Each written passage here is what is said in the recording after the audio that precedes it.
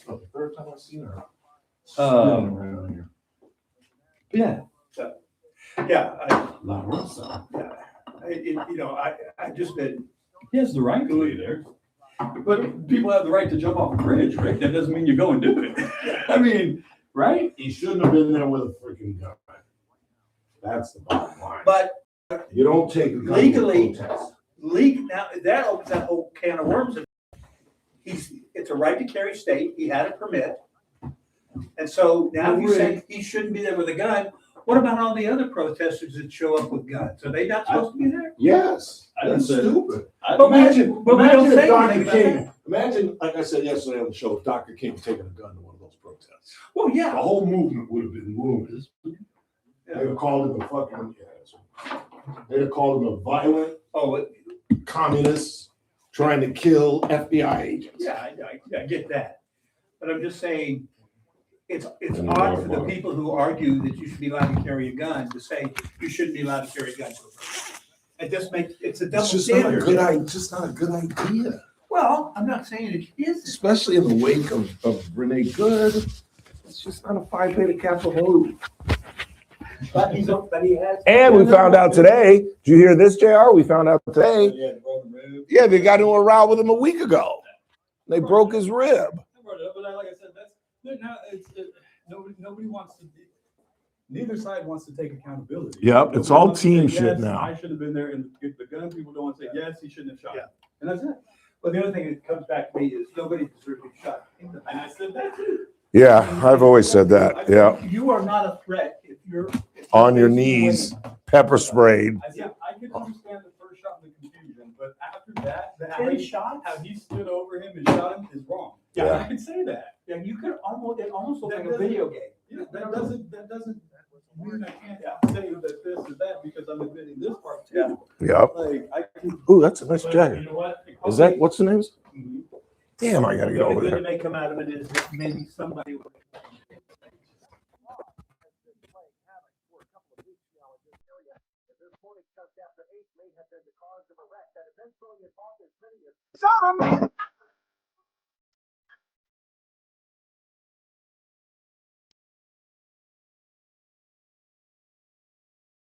I think I fixed it. I mean, Chris fixed it, but I pushed the button. I did it again. Been doing that a lot lately. Just eating on the air like I'm sitting on my couch in my living room. And I'm not professionally doing a radio show where people can hear me smacking and watch me eat. Oh, what's wrong with me? I'm starting to lose it. I beg your pardon. 842, God, I hope my mother's not watching. I'll get a phone call tonight at 6:20. Baby, it's your mother. I know. Yes, Mom. Baby, I just happened to listen to the top of your show. Baby, you don't eat on the air, do you? No, Mom. Well, I saw you chewing something, baby. You chewing gum on the show? Why are you chewing gum on the show, baby? Actually, Mom, I was eating a grape. My sugar is bad, and I'm trying to eat fruit for sugar. You didn't tell me your sugar was bad, and I'm on the phone at 10:30 at night. You know what I'm saying? I love my mother, but she's still at 83 and 63. She's still my mother. You know what I'm saying? Which is a great thing. It's a great thing. Could be, I could be a orphan. So let me shut up. That's about all I got, really, on today's events. I was supposed to have some audio of Donald Trump. I do have audio, however, of Democrats who are willing, as I led with, to let the government shut down to make a point. Let's start with Angie Craig, who's on the Chris Jennings Report show on CNN. Listen to this. At the end of the day, this is the leverage we have. We have to stop. And if it results in a partial government shutdown, this is the lever we have. It's time to stand up. See?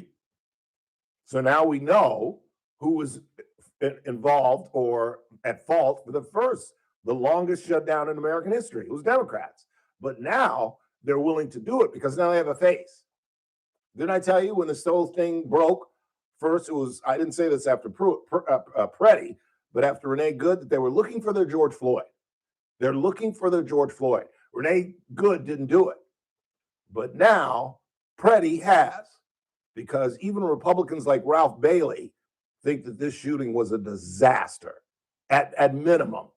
Whether you think it was justified or not, it was a disaster. If it wasn't a disaster, Holman wouldn't be in Minnesota. Bovino wouldn't have had his ass out of there. And Kristi Noem wouldn't have been in a 2-hour meeting with the president last night in which she saved her job.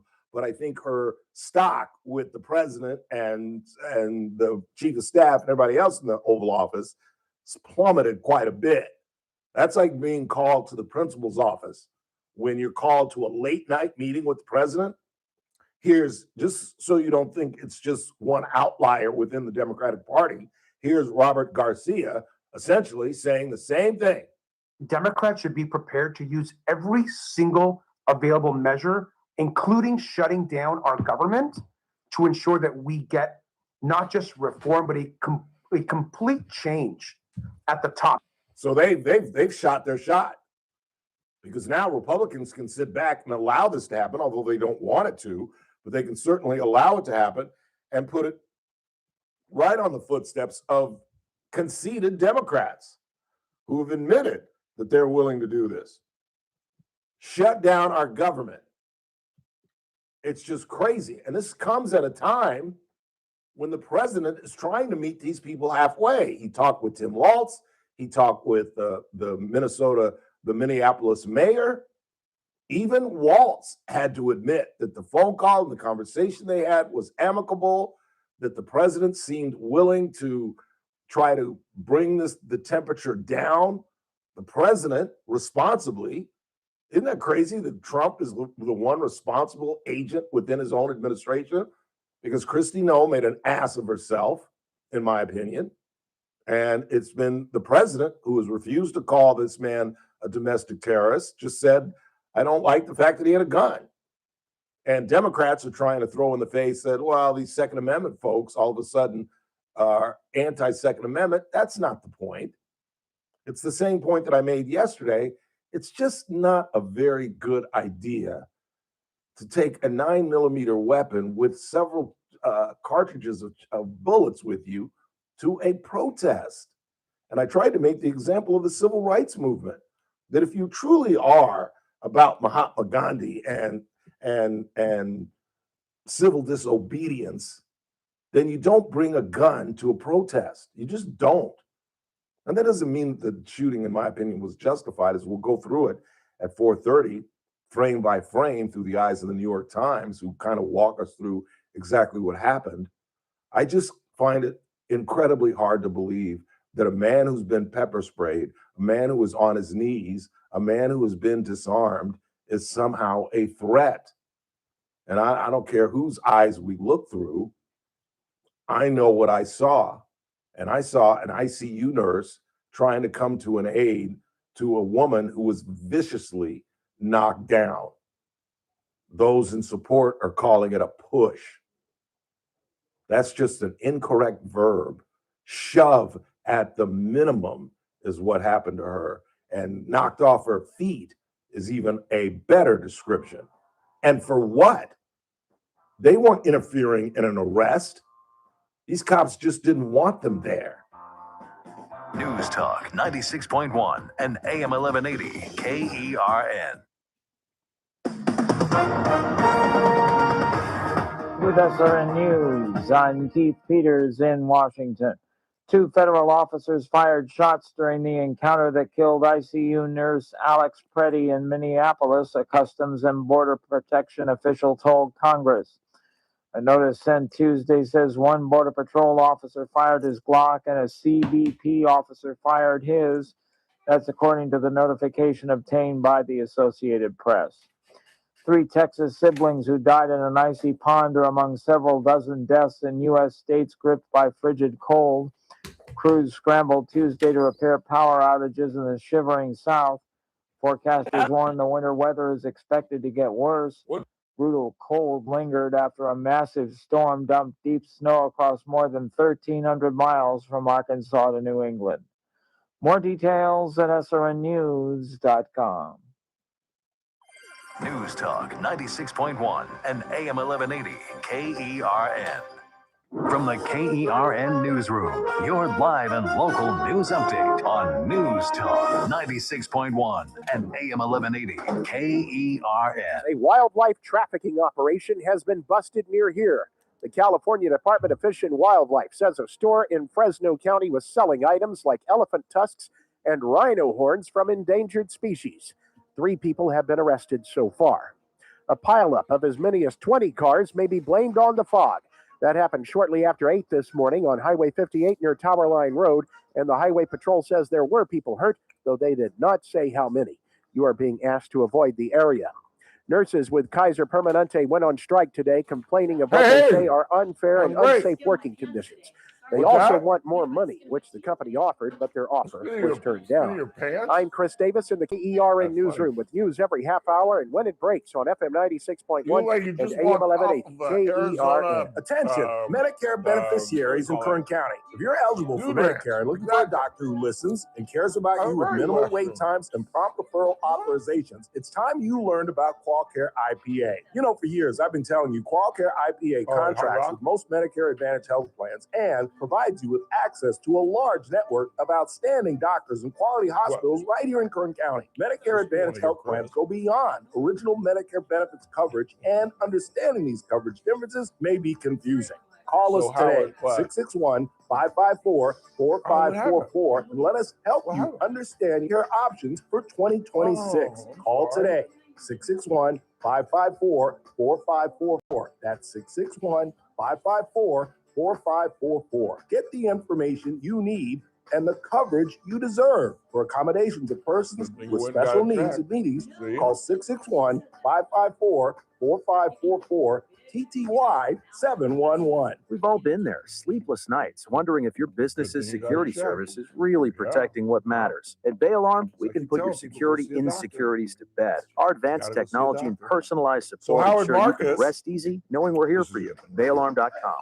Next Armstrong and Getty show, medical schools have become left-wing activists. Is that the reason why, for the first time in my memory, Republicans are rated more highly than Democrats in I trust them with education? Data is in. U.S. population grew at the slowest rate in history. What is that going to mean to public policy and our economy? Next Armstrong and Getty. Weekdays noon to 2 on News Talk 96.1 and AM 1180 KERN. You're listening to the Ralph Bailey Show. Catch me weekday morning, 6 to 9 a.m. on First Look with Scott Cox, News Talk 96.1 and AM 1180 KERN. Let's be good.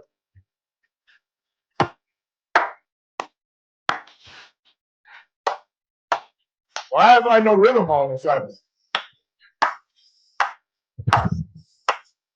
You see that? There's a reason I turned you down. I turned white for like 15 seconds. I was joking. I do have a white culture question that I have to ask, though. But let me first introduce our next guest, former federal magistrate judge, special counsel at crime teams, Ellen Goldner, Western wearing Teressa Goldner. Thank you, Ralph. That's a lovely jacket. Happy to be here. Thank you. It's my cowgirl jacket. It is. I wore it especially for you. Okay, here's the white culture question that I have. I can't believe you call it a white culture question. Well, it is white culture because First off, how are you today, Ralph? I'm extremely well, You thank seem you. very happy today. Do You seem I? very zippy today. Okay. You seem, and I liked how you talked about your mom and how your mom would call you. I think that's so sweet. She would. I think she that's would. wonderful. Do you think she's listening today? If she, what's today? Today is Tuesday. No, not today. What's Today is she doing on dialysis Tuesdays? day. Oh, So she I'm gets sorry. a lot of sleep today. I'm sorry. That means you need to call her. Yeah. But we've been doing something different. I've What's been providing her rides to her dialysis. Really? Like a Uber I kind can of Uber thing? her from my bedroom. No kidding. Yeah. How do Keeps you me do up that? 3 nights a week. How do you do that? I never Just heard like of you that. do like anything. Oh, you just pop in her address and they Mhm. show up. Oh, Mhm. that is so cool. Yeah. And then I found another Mm. thing where I can send her like a $25 voucher, like on Saturdays, because she goes Saturday, Tuesday, Thursday.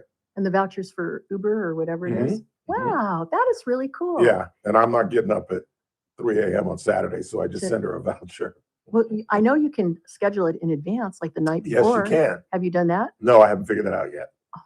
That's easy peasy. I'm not very bright. Yeah, Yes, you I'm are. not very bright. Yes, you are. All right, here's the white culture. I was just talking to somebody today about how smart you were, as a matter of fact. Really? Mhm. And she's probably listening right now. She probably wouldn't mind if I told you who it was. Who was it? Kay.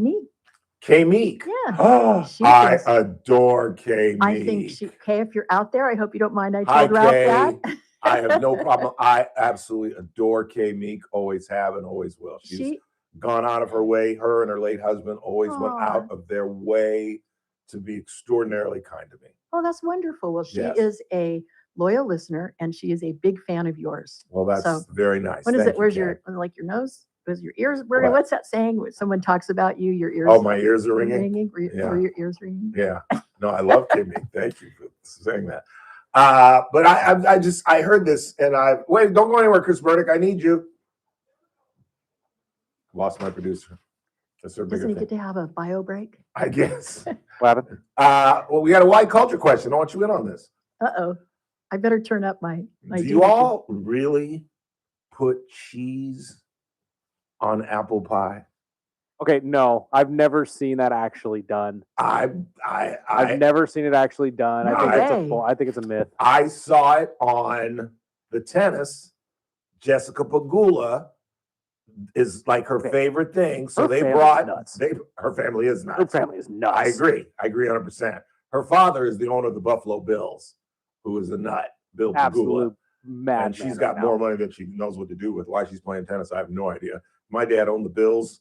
I'd be sitting in the suite instead of playing tennis. But she puts cheese on her apple pie. She puts cheese on her apple pie. Like on top of it after it's cooked, or does she cook it on top? She says she does both. Ew. She does both, but she says it's better. I agree with Chris. She says it's better melted. So Yeah, that's not a popular No, it's that not a is popular white culture thing. I've actually never heard of that before. Really? And I would never think of doing that because that doesn't sound very good to me. That's what I said. That's why I was asking. Although my favorite cheese combination in the world Yes. is green apples. Slice the green apples up. You have green apples right there? Would you like a green apple? Those aren't green apples. Those are red apples. Well, it's kind of greenish. That's not a That's green. not green. That is not a green That's apple, not green? Ralph Bailey. Little green right there. Little green. No. Right. You're so funny. I like green apples with a little slice of green apple with Swiss cheese on top. To me, that is perfect combination. That doesn't sound bad because I love Swiss cheese. Try it on top of a green apple. Really? Okay. Yeah, and But the apple pie thing is a total myth. I think so. I've never heard of it before. Y'all chime in. Did y'all do this? Anybody? I've heard of it, but I've never actually seen it done. Well, then trying to be funny, they brought out like an apple fritter and put cheese on it for her. See, which you was lost it. stupid. No, I'm out. That's I'm what she out. said. She goes, "It's not the same." I'm sorry, Terry, but the Swiss on apple alone, I'm already out. Oh, I'm Chris, done. I'm cool. okay, Why, I you don't promise like you, cheese? Chris, I love if you- cheese, but not on fruit. Chris, if you try it, slice a green apple, put a little cheese, just a little slice of. I'm just oh, gonna it's have so to take good. your word on this one. No, I'm try sorry. it. Try it, and next week I'll ask you if you like it. All right, I'll see what I can do. Maybe if I can figure it out. I love cheddar cheese and I love apple pie, but the two together just seems disgusting.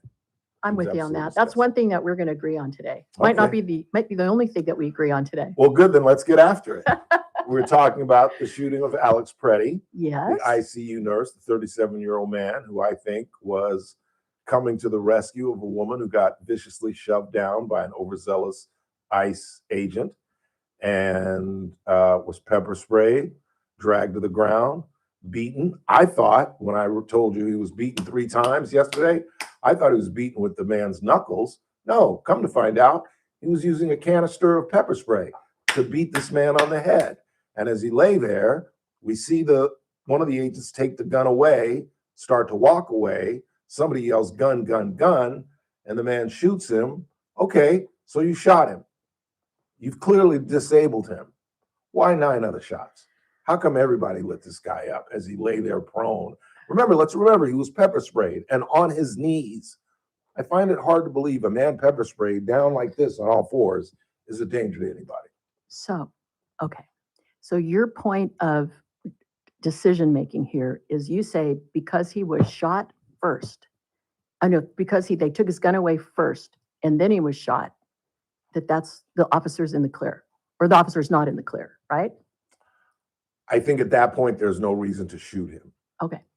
So let me go slowly because I disagree. And I with know you. where you're going. Where am I going? What if he had another weapon on him? Possibly. Okay, but let's go over what But the, go what the ahead. law is on this. So the officer has to have a reasonable perception, reasonable capital R, of an imminent unlawful threat of deadly force. That's what he needs to do. That's what he needs to have. And he can consider not only what he has seen and what he has heard, but also what other officers have seen and heard at the scene. It's not just what he thinks, it's what he thinks based on what he's heard and seen. Let me support you. We talked with Howard Marcus yesterday, uncharacteristically. Normally joins us on Wednesdays, but he's a former federal agent. So I Right. brought him And he's in, probably been in those situations. and he alluded to a Supreme Court case. Here he is. There's something called, and there's a legal definition, the Supreme Court even ruled on it in 2025. It's called the moment of threat rule, which is a rule for law enforcement that kind of avoids the Monday morning quarterbacking. It's the perception of the officer at the moment of threat. We're realizing they have a moment, a split second to react to a potential threat. And what happened here was he entered into impeding, regardless of whether you agree with the actions of law enforcement. He attempted to interrupt a law enforcement official who was either restraining or detaining another person, a third party, which he had no legal authority to do so. And in fact, it in itself was a criminal act. Okay. See, I disagree with that. Well, I really, really respect Howard. I do. I do too. That's why we called him on. But he's, And I knew he was going to disagree with me. what I just heard him say is that the moment of threat is what counts. Well, in May of 2025, the Supreme Court unanimously rejected the moment of threat doctrine in a rule that requires lower courts to consider all of the events leading up to the use of force and not just the instant that it occurs. And so this could either broaden liability for law enforcement officers, or it could reduce the liability, but the court is going to consider also whether the officer escalated situations unnecessarily. So moment of threat it's part of the circumstances, but it's not the circumstance that the courts look at when they determine whether it was a lawful shooting. So sorry, Howard, if you're listening to me, May 2025, Yeah. there's a case there. But I think what they have to, this is based on the Fourth Amendment. You have to, they're going to say that this was an unlawful shooting, use of force and civil rights violations. It really boils down to the Fourth Amendment, because the Fourth Amendment protects people from unreasonable searches and seizures, and courts they interpret that to include excessive force by law enforcement. So that's the legal basis for it. And the force has to be, and I'm putting in air quotes, objectively reasonable based on the totality of the circumstances, not the officer's subjective intent. And that's where the moment of threat is just one little piece of the puzzle. It's not the whole thing. So the legal standard actually comes from a case that's called Graham versus Connor, and that's a 1989 Supreme Court case. And it held that the use of force claims have to be analyzed by an objectively reasonable test. And I think Howard got that right. It's objectively reasonable, not necessarily what's in the officer's head. And that means they consider a lot of different things. Some of these would, I think, fall in favor of the officer here, and some of them would fall not in favor of the officer, including the severity of the crime, whether the suspect poses an immediate threat, and if they are resisting or fleeing. Somebody who comes to a scene and interferes with the performance of law enforcement in their duties, that can be perceived as a threat, and that can justify the use of deadly force. I think that something that people aren't thinking about is it's not just what the officer himself saw, what he saw or what he heard. It's what other officers communicated at the scene to the officer or yelled to each other, or what they were all experiencing collectively together. So you have to look at the big picture of everything before you decide whether or not the officer acted reasonably based on the totality of the circumstances. Okay, it's not such an easy call, just because they took the weapon away and then he got shot. Well, that doesn't necessarily mean what you think it means. Let me know when I can ask questions. Well, do you want to ask a question now? Yes, because my issue is way before the shooting. Okay. We see him in the middle of the street. We see the two women. They move to the side of the street. They're on the curb. Now, what Howard's thesis is, he was interrupting the activities of ICE agents. What was he interfering with? They weren't arresting anybody. They said they were going after, I forget the man's name who they were going after. If he was interfering with them getting that criminal, I swear on my father's grave, I would agree with Howard 100,000%, because I fundamentally disagree with what they're doing, because I don't think they realize, or maybe they do, that they're defending vicious criminals. Most of these, if not the overwhelming majority, and we don't hear this from the national media, they're targeting criminals. They truly are. But it's the paid protesters, and I went through a long litany of organizations led by Mark Ruffalo that are paying these people. There was a golden moment where Laura Ingraham went on the ground in Minneapolis and just casually asked a woman, and I don't even think she was searching for the answer. She just happened to say, "Don't you have a job?" And she was like, "Baby, I'm getting paid right now."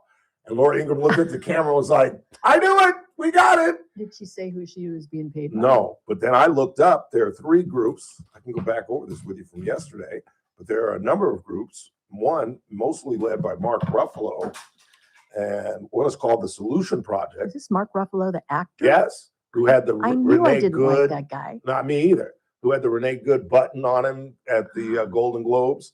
Then there's another group called Defend 612 that's being paid for by members of the Minneapolis City Council.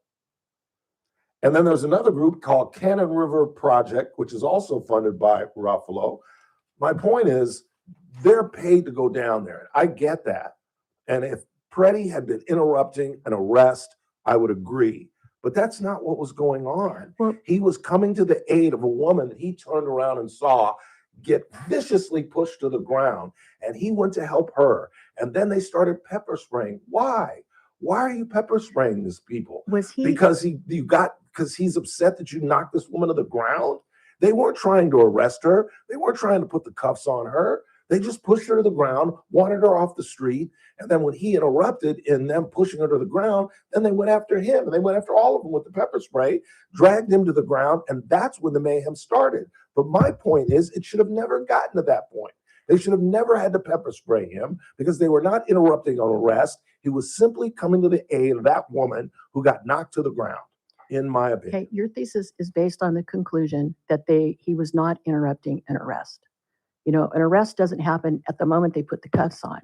You know, there's a lot of things that happen before there's an arrest, including clearing the scene, making sure nobody's around that shouldn't be there. And I mean, my understanding was that they told him to go back. They told him to go away, and he didn't. He stayed there. He didn't follow their instructions.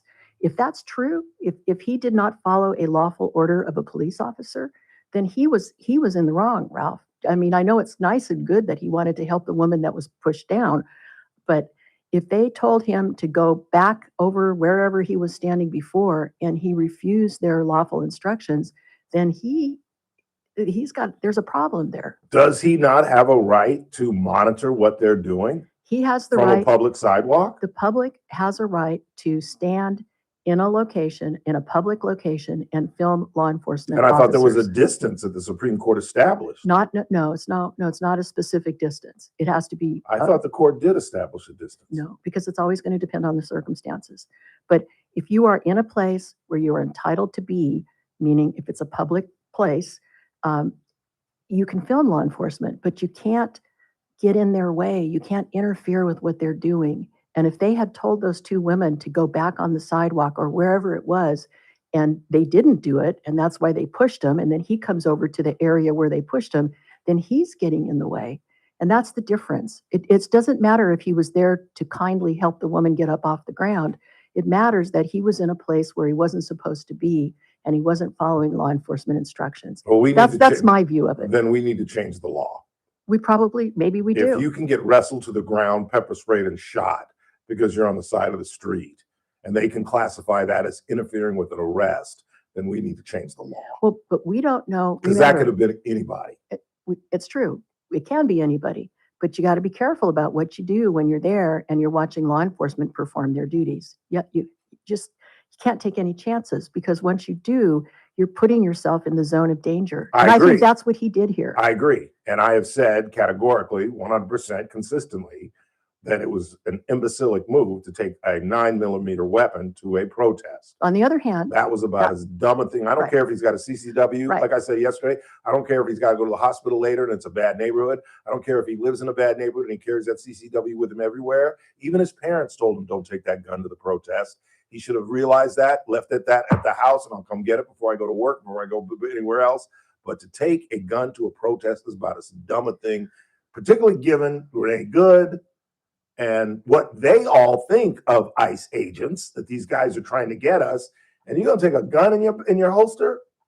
yeah, Not I think a smart play. everybody would agree that that was bad. But I think everybody would also agree that what happened is, even if it is determined to have been a lawful shooting, it's bad optics, no matter which way you look at it. Horrible optics for the Republican Party. And truly Trump. it is. But I think in this case, we don't know all the facts yet. So caution, remember, we got to talk to, I mean, they have to investigate this thing. They need to talk to everybody that was there, get all the eyewitness testimony, find out precisely what happened and precisely when it happened, instead of relying on kind of ambiguous videos that I think people see in the videos what they want to see. You really think it's ambiguous? I do, because I don't know what was happening when they were struggling with the man on the ground. We don't know what they were saying and what he was saying.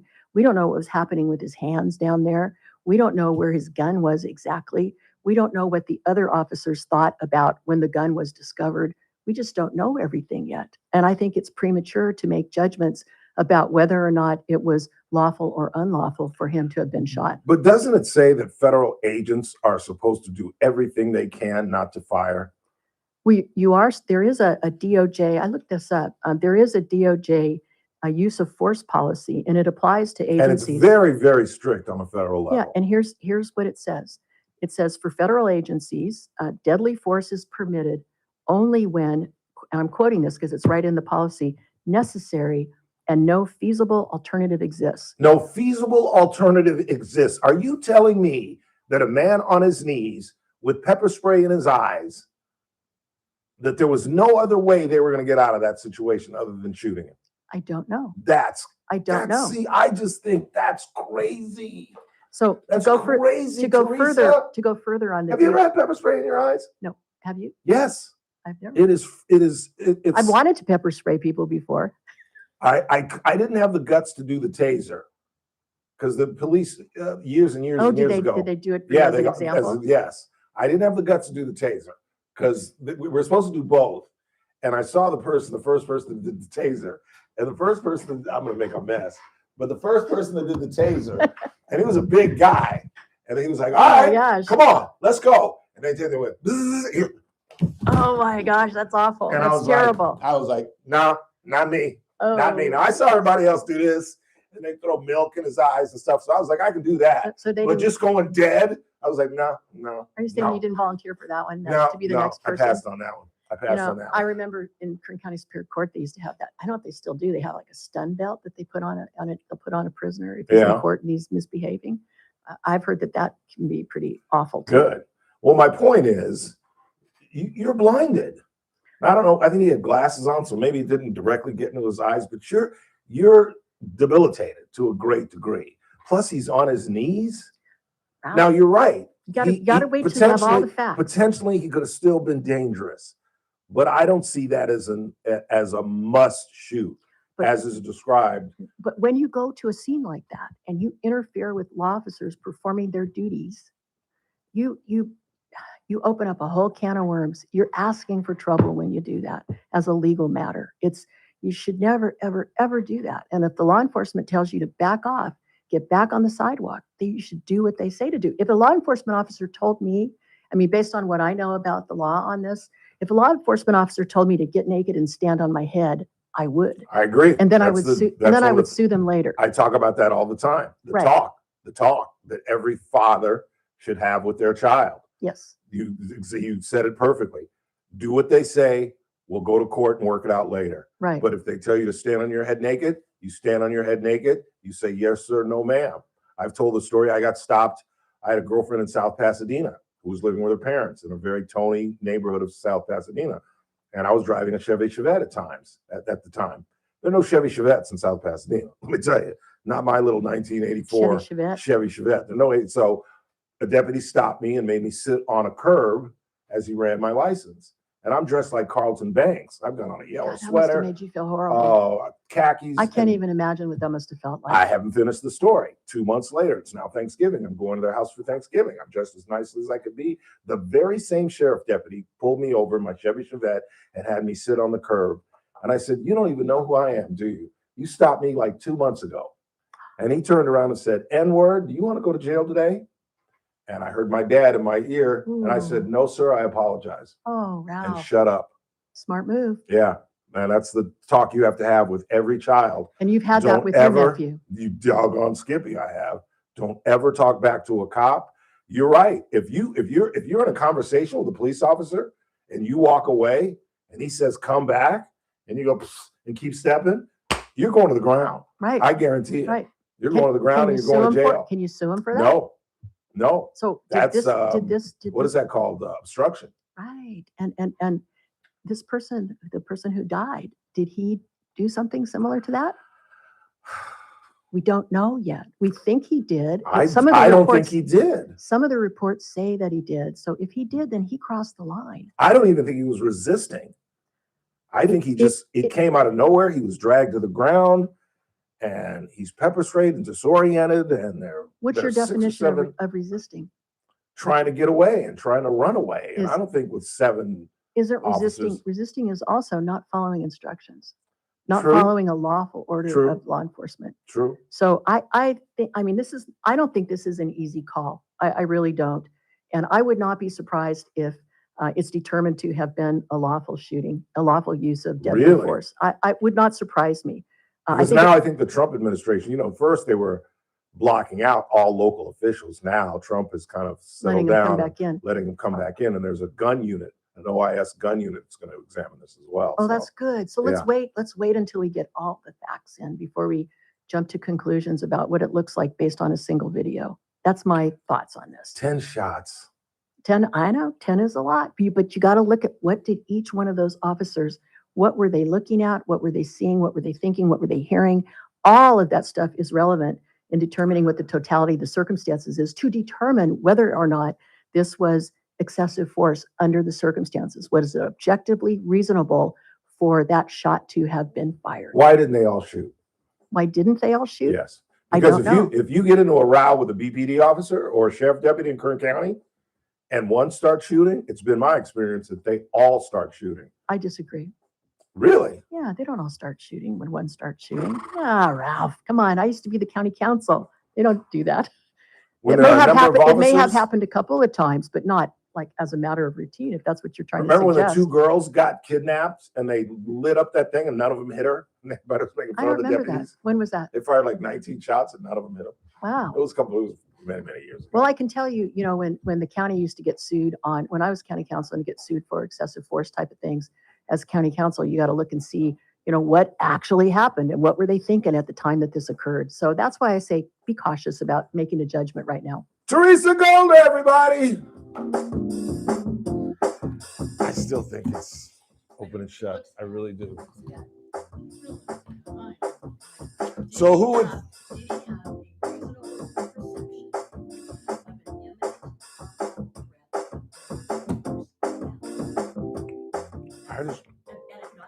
This is AM 1180 KERN. Then I heard there's This some is rumor going around 96.1 FM. the officer that Bakersfield. gun Online at may have fired the gun KERNradio.com. accidentally. News this hour from Town Hall. I'm Keith Peters in Washington. A federal judge in Minnesota has ordered the head of ICE to appear in court and explain why detainees have been denied due process. That I didn't get to White ask House you. correspondent Greg Clugston reports. The judge said the Trump administration has failed to comply with orders to hold hearings for detained immigrants and ordered Todd Lyons, the acting director of ICE, to appear before him Friday to explain why he shouldn't be held in contempt. And BBD The order either. comes a day Up after to, what, President 5, Trump 6, 7 directed years Border ago. Czar Tom Homan to take over the immigration crackdown in Minnesota from Homeland Security Secretary Kristi Noem, who's under fire for her response to 2 fatal shootings by ICE agents.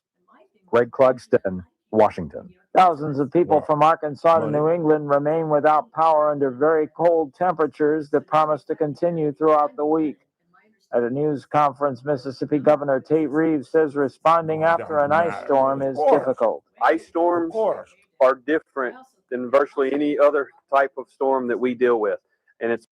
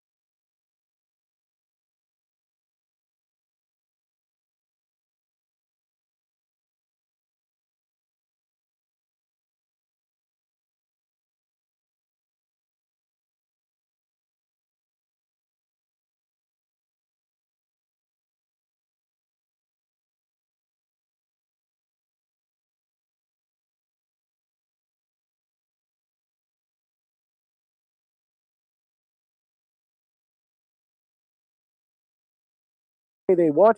They're asking for adequate staffing and Yeah, safe no working kidding. conditions. No kidding. The nurses I and thought I handled healthcare old workers age are well. represented I by really did. United Nurses Associations of California and I the hate Union of Healthcare Professionals. I am fighting. I'm Chris I'm Davis in the fighting hard, KERN newsroom with news When every you half used to hour turn and the when it breaks on 55-yard FM drives, now they hit the 96.1 and 220, AM 1180 KERN. What do you think? This is the Army where you shoot them a mile No, away? it's where my You family's gotta get up from. close like My this. dad. Bada bing, you blow their brains all over your nice Ivy League suit. Yeah. It's the Ralph Bailey Show on News Talk 96.1 and AM 1180 KERN. Now make sure you leave the house when you make the call. You understand me? All right, You here we hear go, me? fellas. Call from an outside line. I mean it. Call in or text to 661-842-KERN. That's 661-842-5376. Listen live at KERNradio.com. Now, the host you've been waiting all day for, live from the KERN studio, here's Ralph Bailey. Hour 2 of the broadcast on this Tuesday, 27th day of January. We still got lots to do. Coming up at the bottom of the hour, we'll take a video analysis through the eyes of the New York Times. They have a transcript. They had an expert go through the Alex Preddy video frame by frame. We'll read his description, compare it to what Teressa Goldner just told us, what Howard Marcus told us yesterday, and what I've been telling you for the last 2 days. Then coming up at the 5 o'clock hour, pundits are saying they've put in a formula and have discovered that by the year 2030, when the next census comes around, the great state of California, led by the incompetent Gavin Newsom, will lose 4 more congressional seats. We lost 2 in 2020, and now we're going to lose 4 more, according to the experts, coming up in 2030. Where when most of us grew up, people were busting their hump to get to California. Now, people are selling everything they have to get the hell out of here, and we'll tell you what states they are going to and what states will increase their voter representation in Congress. And as I mentioned at the top of the show, Coco Gauff got ran off the court last night down in Australia. We'll talk about, as they go into the semis, what's going on both the men and the women's side. But first, it is a night of truth tonight going on in a fight against human trafficking. And for those that are watching on YouTube, you can see on your far right, the co-director of the Kern Coalition versus Human Trafficking, Dustin Contreras, and Russell Wilson, former Seattle Seahawk. No. You know, I told myself I wasn't going to do that, and I did it anyway. Russell Wilson, a human trafficking survivor, is with us to talk with us as well. Fellas, thanks for coming in. We really appreciate it. Appreciate that. Let me start with you, Dustin. Tell us about tonight, a night of truth.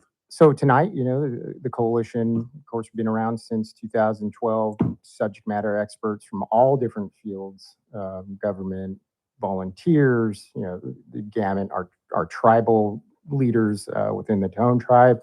We're going to shut out Human Trafficking Awareness Month with a different spin. And what I mean by that is labor trafficking is sometimes overlooked. And so we're going to show a short film, have a panel which Russell's on, along with his other PAC members, and another subject matter expert and lived experience expert on labor trafficking. So we wanted to close out, you know, we do a lot of things at the beginning of January, the Liberty Bell, all the proclamations throughout the county, but we wanted to look at something that can close this out. And it's obviously free to the public, but it's about awareness. It's about keeping it going.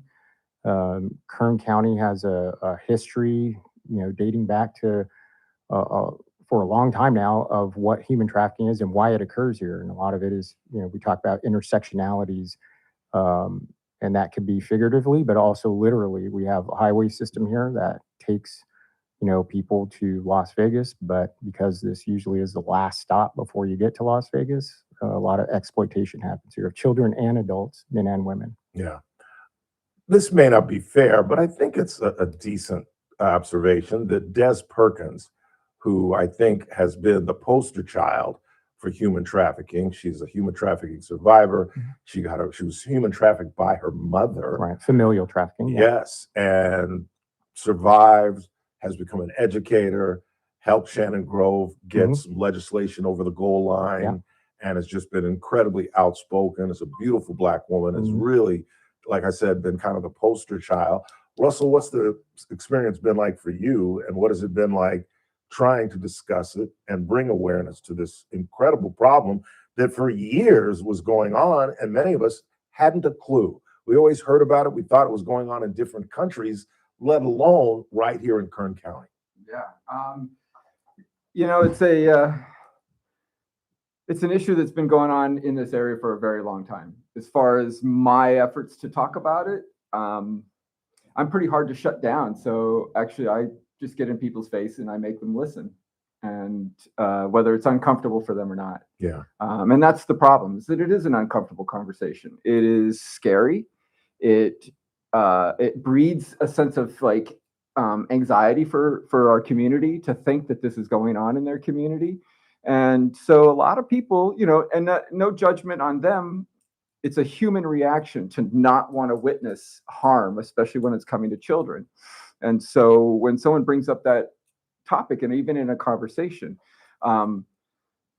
people might listen for a minute or two, but it starts to get too much for them to listen to. And so you really have to present it in a way that is digestible. You can't just fire hose people with this. You got to really meet the community where the community is at and help them raise their awareness at the pace that they're comfortable with, so that eventually they can come together and really address the issue. Yeah.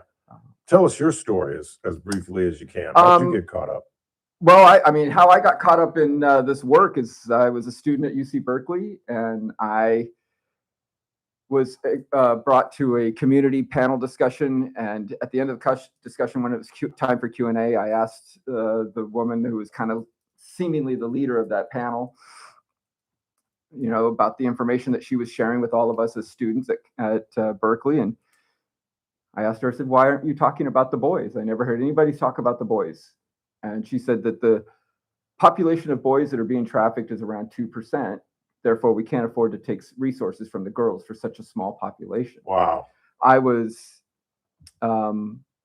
offended tremendously by that statement. Well, you should have been. As someone who has experienced trafficking, I felt unseen. And I knew for a fact that there's a lot more than 2%. Current data states that there's between 43 and 45% of the victims of human trafficking are boys. And so for boys, it's a huge problem. And we continue to go unseen in this work and in this movement in general. Most services are set up and geared specifically for girls. Yeah. And so my passion, I mean, I consider myself an expert in this field, not because of what I went through, because I studied it for years and I went to school, and I have been doing this work now for over a decade. So my expertise comes from wanting to learn more about it. My experience does inform my passion for this topic for sure. Yeah. How did you get caught up in the trafficking? Were you a child at the time? Oh yeah. Yeah. No, it started very, very early, Yeah. you know, and it's all I knew for most of my life. And it wasn't until I was in my late 30s, early 40s that I decided to do something about it. Yeah. And push back on the emotional trauma that I was carrying around. Yeah. Dustin Contreras, Russell Wilson, live in studio with us. So what are you expecting tonight, Dustin? What are you trying to do? And who attends these events? Is this the general public that wants to learn something about human trafficking, or are these families that have been experienced in this? Who do you expect to see tonight? So yeah, to the general public, but Russell will tell you, I mean, it's kind of like that, to keep that, you know, to keep the message going, because anytime we've ever done events like this, there's always someone that will come either up to him, another lived experience expert. Like when they hear that story, Des will tell the story too. Like when she, you know, I've known about her before she even hit, you know, I knew about her story way ahead of time. That's kind of what we do. KCAT lies like kind of behind the scenes, where we know who our lived experience experts are. And we try to push them up so that they can do things on their own. She's a prime example. You know, you always hear about, just like he was at Berkeley. That's why they're so important. So it is geared towards the general public. We don't try to make it so, hey, if you're a survivor of human trafficking, come to this. You know, it's anonymity, but it is for the general public. It is digestible. That's the perfect word for it, that it's not too overbearing. And sometimes it's good to use movies like this that are going to kind of open up that door, and it gives a victim and a survivor that courage to like disclose and start getting that healing, start that healing process. Yeah. And so, you know, we hit the gamut. We law enforcement shows up. I mean, when I look out into the crowd, I can see everyone for every slice of the community, whether it's faith-based or tribal, you know, leaders show up. So then you get the tribal section, you get the government section, the non-government section. So it's usually a good slice of the community that comes out. Tell me about the coalition, because I like to think I'm up on things in this community, but I've never heard of the coalition versus human trafficking. Yeah, so the coalition's been around since 2012, and it was, wow. Yeah, it was started, you know, again, behind the scenes. It was started by a gentleman that was sent here from Colorado, from the National Institute of Labor to Combat Human Trafficking. They're data-driven, they're researchers, are all subject matter experts. And he was sent to Kern County by his church, funded by his church, to create a coalition here because they knew back then there was a need. And at that time, in my law enforcement experience, I just promoted to detective. I was assigned to go to these meetings, first human trafficking detective in Kern County, and it just kind of coalesced from there. And it consisted of all the experts, and still does, from all levels of government, law enforcement as well. So this is something born out of the sheriff's department? No, this is something born out of that community. That individual, he's from England. He's not even from the United States. He actually, the timing was perfect. It was a highway patrolman from the desert area who said, we got a problem here. I keep pulling over. I know these girls are leaving California City, leaving Mojave. Yeah. They're going down to LA, coming back with brands and tattoos. He goes to the Women's Center High Desert, which is about the equivalent of the Open Door Network, right, on East County, and said, we got to do something about that. And Phil Gaisley is his name. He'll tell you when he came to Bakersfield and tried to reach out, not necessarily to the Open Door, but different organizations about pulling this together, they slammed doors in his faces and said, we don't have human trafficking here. What are you talking about? And that was, and luckily at the time, I'll give her a shout out. Undersheriff Rosemary Wall went to I believe it was a junior league meeting where they got training on human trafficking, and it snapped. Yeah. And that's how it started. Russell, how do we stop this? What would you have done differently, or is there anything you could have done differently as a young man Well, to prevent this? at the time as a child, no, there was no way. To be honest, I didn't even realize I was being trafficked. And my trafficking, like I said, started at such a young age, 4 or 5 years old. Oh, wow. So you thought it was regular life? I just thought this was normal life. Yeah. I thought that this is how adults interacted with children. It wasn't until I was, 12, 13 that I started to realize that other kids didn't share these same experiences as I did. How do we stop it? We stop it by changing our culture around the commodification of the human being. We have to address the fact that this is a really simple economic issue. It's supply and demand. The demand is there. Somebody's going to try to meet that supply. And so if we can get law enforcement more involved in operating sting operations for buyers and addressing that, holding them accountable, not shaming them. That doesn't work. Research shows that shaming somebody into doing what you want does not work. What we need to do is re-educate and inform them that this is not a victimless crime. Most buyers believe that this is a victimless crime, and we have to really let them know that this is not. You can't ask a girl who you've paid to have sex with, are you doing this against your will? She's going to say no. Yeah. And so I think educating the community around the purchasing of people is the first step. And then raising awareness around the red flags so that people see something, they can say something because they have the education of like, something about that doesn't feel right. And I'd rather them call the police and be wrong than not call the police and be right. Absolutely. So that's, and as Dustin was saying, this is a corridor. The I-5 corridor is the major trafficking corridor all the way up to Canada. Yeah. So, and it's been Bakersfield. I sadly was also connected to the Bakersfield Mafia. And that was a community of very, very wealthy people in the area who were trafficking young boys in particular. Really? Yeah. You don't want to name any names, do No. you? But Dustin's aware of the case and so it was a big case in this area. Were there people involved that we would know as a community? Yes. Wow. Dustin, you want to name some names? Well, break a story on the Ralph Bailey yeah, show? no. I mean, I don't have, this happened a long time ago. Long time I ago. was very young, not a Yeah. child, but I was a teenager. He looks young. He's not. There was ties in, he says, Bakersfield Mafia. You've heard of the Lords of Bakersfield. Yeah, we all have. It's right along those lines. So, it's his story to tell. I think one day I try to keep telling him to write a book. Absolutely. But when he, I've known him a very long time. We're very good friends. But when he confided in me, who some of those people were, it was just ironic at the same time, and I had told him this, that it was in the media with those same people, totally different story, but he had told me about a year before, and then lo and behold, another story breaks in the media regarding that same individual and those same group. And I got a pretty good idea what you're talking about. So it was that anytime I've ever come across you, whether it's in my professional job or in my personal life, you can hear things that sound sensational in nature, but when you find out the truth and when it really is, it's actually sometimes more devastating than what you hear. Yeah. And so that I think in changing the culture is big because he's never obviously told that story, and other survivors have similar stories, and where it goes deep into this cover-ups and things like that. Those things are all true, and it's so weird that it is hard for the community to digest. It is hard to think, that elected officials do those things are just so hard to digest. And when you sit back and you simplify it and look, why wouldn't they do those things? Absolutely, those things happen. This isn't Hollywood. This isn't a fictitious thing.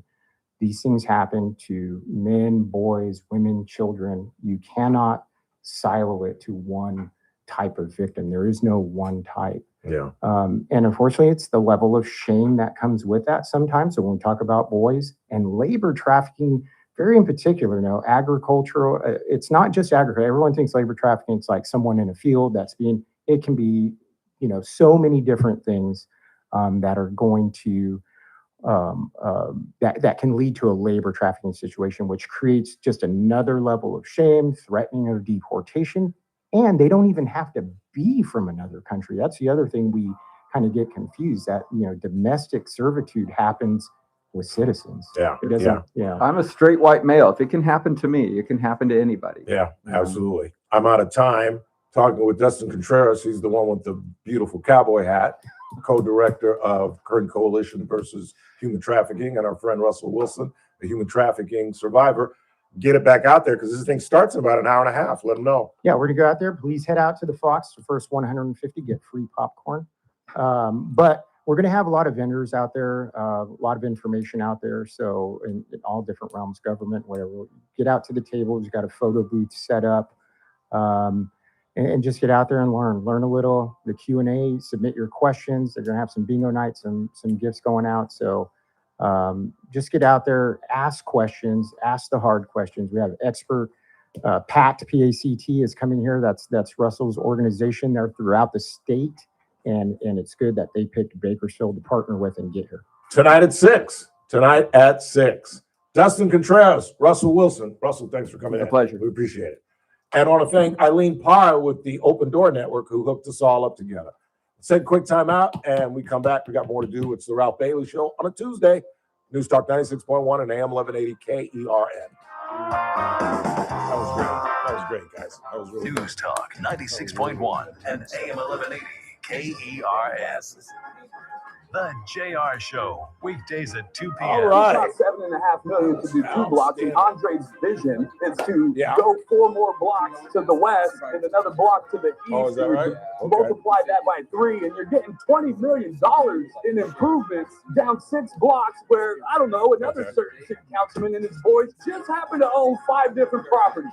Weekdays at 2 p.m. News Talk 96.1 and AM 1180 KERN. It's that man again, Ralph Bailey for Adaptive Networks, business owners. How many times have you called your IT company and felt like just another ticket number? Well, at Adaptive Networks, exceptional customer service isn't just a promise, it's how they do business every single day. And nobody knows that better than the folks here at American General Media, because they are a client of ours and we are a client of theirs. IT is incredibly important for a radio station. We can't depend on somebody saying, well, we'll be out there tomorrow, because all you hear is nothing. So it's do or die for us. That's why we depend on Adaptive Networks. And when you call, you'll actually talk to a real person who knows your name, understands your business, and genuinely cares about solving your problems. No phone trees, no run around, no attitude. That's what Adaptive Networks are all about. Call today at 661-241-0638. That's 241-0638. 8. Join the IT network that American General Media uses every day. Meet Paul Sheldon's client, Norma Diaz, owner of La Rosa Fruit Bars and Ice Cream. Hi, I'm Norma Diaz from La Rosa Fruit Bars and Ice Cream, and I'm a client and friend of Paul Sheldon. I've known Paul for many, many years, and my parents happened to be his first clients. So, of course, I called Paul and immediately felt this peace come over me, knowing that I didn't have to freak out about making a big decision. His knowledge about Medicare and your health insurance needs are beyond compare, and I was taken care of immediately by his wonderful staff. He knew everything that I needed and what I wouldn't need. So I was pretty much in and out of there in record time. If you're getting to that age where you're going to be needing to know about Medicare, then he's the one to call. He will totally help you out and get you pointed in the right direction. You're going to leave there feeling a great accomplishment and no concerns. And even if you have questions later, his staff can help you out. Those feelings are just priceless to me. So call Paul. You'll be glad you did. When Medicare matters, our team has the answers. Team Paul Sheldon. 398-2298. This Valentine's Day, give them the gift that gets the blood pumping to all the right places. Long drives, soft strokes, and the performance to last all 18 holes. Whoa there. Get your mind out of the bunker and onto the green. It's the Central Coast Golf Cart, the only gift that guarantees everyone scores this Valentine's Day at 11 great California golf experiences. CentralCoastGolfCart.com. Love is a game played better on the course. CentralCoastGolfCart.com. The Red Hot Condors are home for 2 big games this weekend. Friday, it's a $3 Beer Friday with Michelob Ultra and Mango Kart, just $3 from doors open through the start of the second period. Plus, it's 90s night with music from the decade. Saturday is Oilers night with specialty BAK Oilers jerseys for a charity auction. And it's Eric Bergdorfer Hall of Fame night. Friday is presented by American Business Machines and KGET 17. Saturday is presented by Berry Corporation. Doors open at 6. The puck drops at 7. Fun starts at just $15 at CondorsTown.com or by calling 324-PUCK. This is Condorstown. The Armstrong and Getty Show, weekdays noon to 2 on News Talk 96.1 and AM 1180 KERN. Now, back to the Ralph Bailey Show. To ground control, I'm stepping through the door. And I'm floating in the most peculiar way. I want to thank Dustin Contreras with the Current Coalition Against Human Trafficking and Russell Wilson for joining us. And again, don't forget, this is at 6 o'clock tonight. So try to get out there if you can. And we really have made some incredible advances on human trafficking. I can remember maybe 7, 8 years ago, it began with the ladies with the red buckets that go out each year and stand on corners with their red buckets and raising money for human trafficking. And then Des Perkins came along and really just kind of blew the roof off of it with her book and her work and her lectures and her work with Shannon Grove in getting legislation passed, because it failed the very first time when Shannon, with state senator, went up there and came back and did it again with Des Perkins as kind of a spokesperson who actually addressed the legislature. And it was kind of a slam dunk at that point, because Des's story is as remarkable as Russell's. And like I said, 10 years ago, I don't think the majority of this community was even aware that it was a situation here. I'm sure we all knew that human trafficking is an issue, but no one dreamed that it was here, and no one could have ever guessed that it was on the level that it is. It's just amazing. And it's important to understand that it does happen to young boys as well as young girls. It's just a strange world in which we live, isn't it? Trafficking young children. Just crazy. Heading to the back half of the hour, we'll talk more about the Minnesota situation. We'll analyze it frame by frame through the eyes of a New York Times reporter when we come back. News Talk 96.1 and AM 1180 KERN. With SRN News, I'm Keith Peters in Washington. A man who authorities say was involved in a smuggling operation was shot Tuesday in an exchange of gunfire with the U.S. Border Patrol and after firing at a federal helicopter near the U.S.-Mexico border. The FBI said federal agents were attempting to apprehend the 34-year-old man near Aravaca, Arizona, when he shot at a Border Patrol helicopter and at an agent. The FBI said agents returned fire, striking the man and wounding him.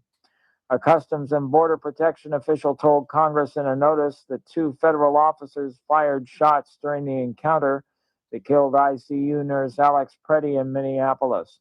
Tuesday's notification obtained by the Associated Press said officers tried to take Preddy into custody and he resisted, leading to a struggle. This is SRN News. News Talk 96.1 and AM 1180 KERN. From the KERN Newsroom, your live and local news update on News Talk 96.1 and AM 1180 KERN. I'm Chris Davis. A pileup on Highway 58 near Tower Line Road and fog may have been the cause. The Highway Patrol says that started just after 8 this morning, and by the time it was over, as many as 20 cars were involved. CHP says there were people hurt. 31,000 nurses, including many here in Kern County, are now on the picket line, striking because of what they say are unacceptable working conditions with Kaiser Permanente. The nurses turned down a 21% pay increase offer. A big hay fire was burning last night at Robinson Calf Ranch in South Bakersfield. You may have seen it because the orange glow was hard to miss. The cause hasn't been disclosed yet. I'm Chris Davis in the KERN Newsroom with news every half hour and when it breaks on FM 96.1 and AM 1180 KERN. This President's Day, Pure Talk is honoring Jackson and Lincoln by offering unlimited talk, text, and plenty of data for just $25 a month. Meanwhile, Big Wireless is honoring Benjamin Franklin by charging families hundreds of dollars for the same 5G service. What's up with that? Ben Franklin wasn't even a president. When you switch to Pure Talk, you'll be in business with an American wireless company that supports our vets in a big way and keeps all their customer service in this country. That's important. And you'll be on the same towers the big carriers use, so you'll get the same 5G service without the inflated price. So hang on to your Benjamins and switch to Pure Talk for a Jackson and a Lincoln. No contract, no hidden fees. Dial pound 250, say Mike Rowe, and you'll get 50% off your first month when you switch. That's pound 250, Mike Rowe, for an American wireless company that is truly unprecedented. Yeah. Pure Talk. Start your day right. First Look with Scott Cox, 6 to 9 a.m. On the Wednesday edition of the First Look program, we'll talk a little medicine with our friend Dr. Vic Dev. John Cox from the Californian will join us to administer the news quiz. We will have news and traffic and weather. It's all happening 6 to 9 a.m. right here at News Talk 96.1 and streaming live on the World Wide Web at KernRadio.com. First Look with Scott Cox, 6 to 9 a.m. News Talk 96.1 and AM 1180 KERN. The Clay Travis and Buck Sexton Show, live 9 to noon. Now, back to the Ralph Bailey Show on News Talk 96.1 and AM 1180 KERN. You see, I can make it rain when I want to. I can build a castle from a single grain of sand. Yeah. You see, I can make a ship sail on dry land, children. Yeah. On a happy mind. All the powers that I possess. Al Green! Girl, you're the key to my happiness, and I can't get next to you, babe. Can't get next to you, babe. Mr. Grits! Woo! Every time I hear him, I think of that pain. For the white members of our audience, Al Green, while taking a bath, was once doused in boiling hot greens by a very upset black woman. So now every time I hear an Al Green song, I literally think of, you imagine you're just sitting there, fly me to the moon. Let me make sure I get my scrubby elbows. And all of a sudden, just hot grits on your back. That's got to be a 3rd-degree burn, right? Boiling grits. Man. And it's not like you can like dip yourself in the water. You need butter. Butter, butter, butter. There's a joke there, butter, but I'm not going to even touch it. What do you got on the board, Mr. Burdick? Ralph, did you see Julie Solis got escorted out of today's Board of Supervisors meeting by deputies for being disruptive? Surprising, isn't it? Not at all. And I've got something to watch on TV tonight. I'm happy to hear that. I miss Julie Solis. Julie, if you listen, she's used to be a loyal listener. She'd call in and curse me out every now and again. But of course, we all know her famous supervisorial visit. Do you remember? Were you doing this when she went before the board and said something to the effect that they were, excuse my language, we're an adult show. She said, I'm quoting her, something about them concentrating on her tits. She's a rather buxom young woman. And she literally said that at the floor of the supervisors meeting. That's the classic Julie Solis, where it's like, what did she just say? I'm looking and said, did she just say what I think she said? Oh yeah, she said what you think she said. She's and you know what's funny? It's like people like that have all the energy. Like, God, why can't we find people on the good side that are like sane? Not that she's insane, a little kooky, but you know, the David Abbasis and these people that have all this energy and all this need to right wrongs, and yet they seem to be always on the wrong side, it seems to me. Maybe it's just me. What else you got? Democrats yet again on the wrong side of a national issue. I guess being on the same side of men and women's sports wasn't enough for them, so now they want to support criminal illegal aliens. You go, Dems. Well, I'm not a Democrat. Haven't been in about 25 years, but you know, I think Teressa said it best. Let's just wait. I don't have that luxury. I do a radio show 5 days a week, 50 days a year. So I don't have that luxury. I have to speculate and use my best judgment on analyzing things. Sometimes I'm right, sometimes I'm wrong. I like to think I'm more right than wrong, but you know, I'm not perfect. But I don't think it's necessary to kill people unless they're trying to kill you. That's my basic philosophy in life, if you want to call it that, whether you're a police officer or if somebody's broken into your home. Well, that's not true. If somebody's broken into your home, I think you should be able to light them up. If you're in my living room, I don't give a damn if you're armed or not. If I didn't let you in, I'm shooting your ass. I'm breaking out Michael Jordan, my Glock 23, and I'm putting the cap in your ass. I don't give a damn. You ain't supposed to be in my house. But unless you're facing imminent danger, I just don't think you should kill somebody. I don't care who you are. And there's no one on this. God himself could come sit right here and tell me, Ralph, he was in imminent danger. And I'd say, I'm sorry, Father. I don't buy that. I just don't buy it. Man on his knees with pepper spray all in his face. I was reading some of there's too many chats to read them. I might if we have some time later in the program. But everybody's going back and forth. And somebody said that he was fighting with the cops. Okay. So he deserved to get shot? I've seen cops struggle with people. They tase them. They beat the crap out of them. As well they should if you're resisting. I'm pro law enforcement. If you're stupid enough to fight the cops, you deserve to get your ass taken down. Taken down. I lose all sympathy for you. I absolutely do. I had no problem with George Floyd until they wouldn't get up off his neck. I mean, there's beating the crap out of somebody, and then there's killing somebody.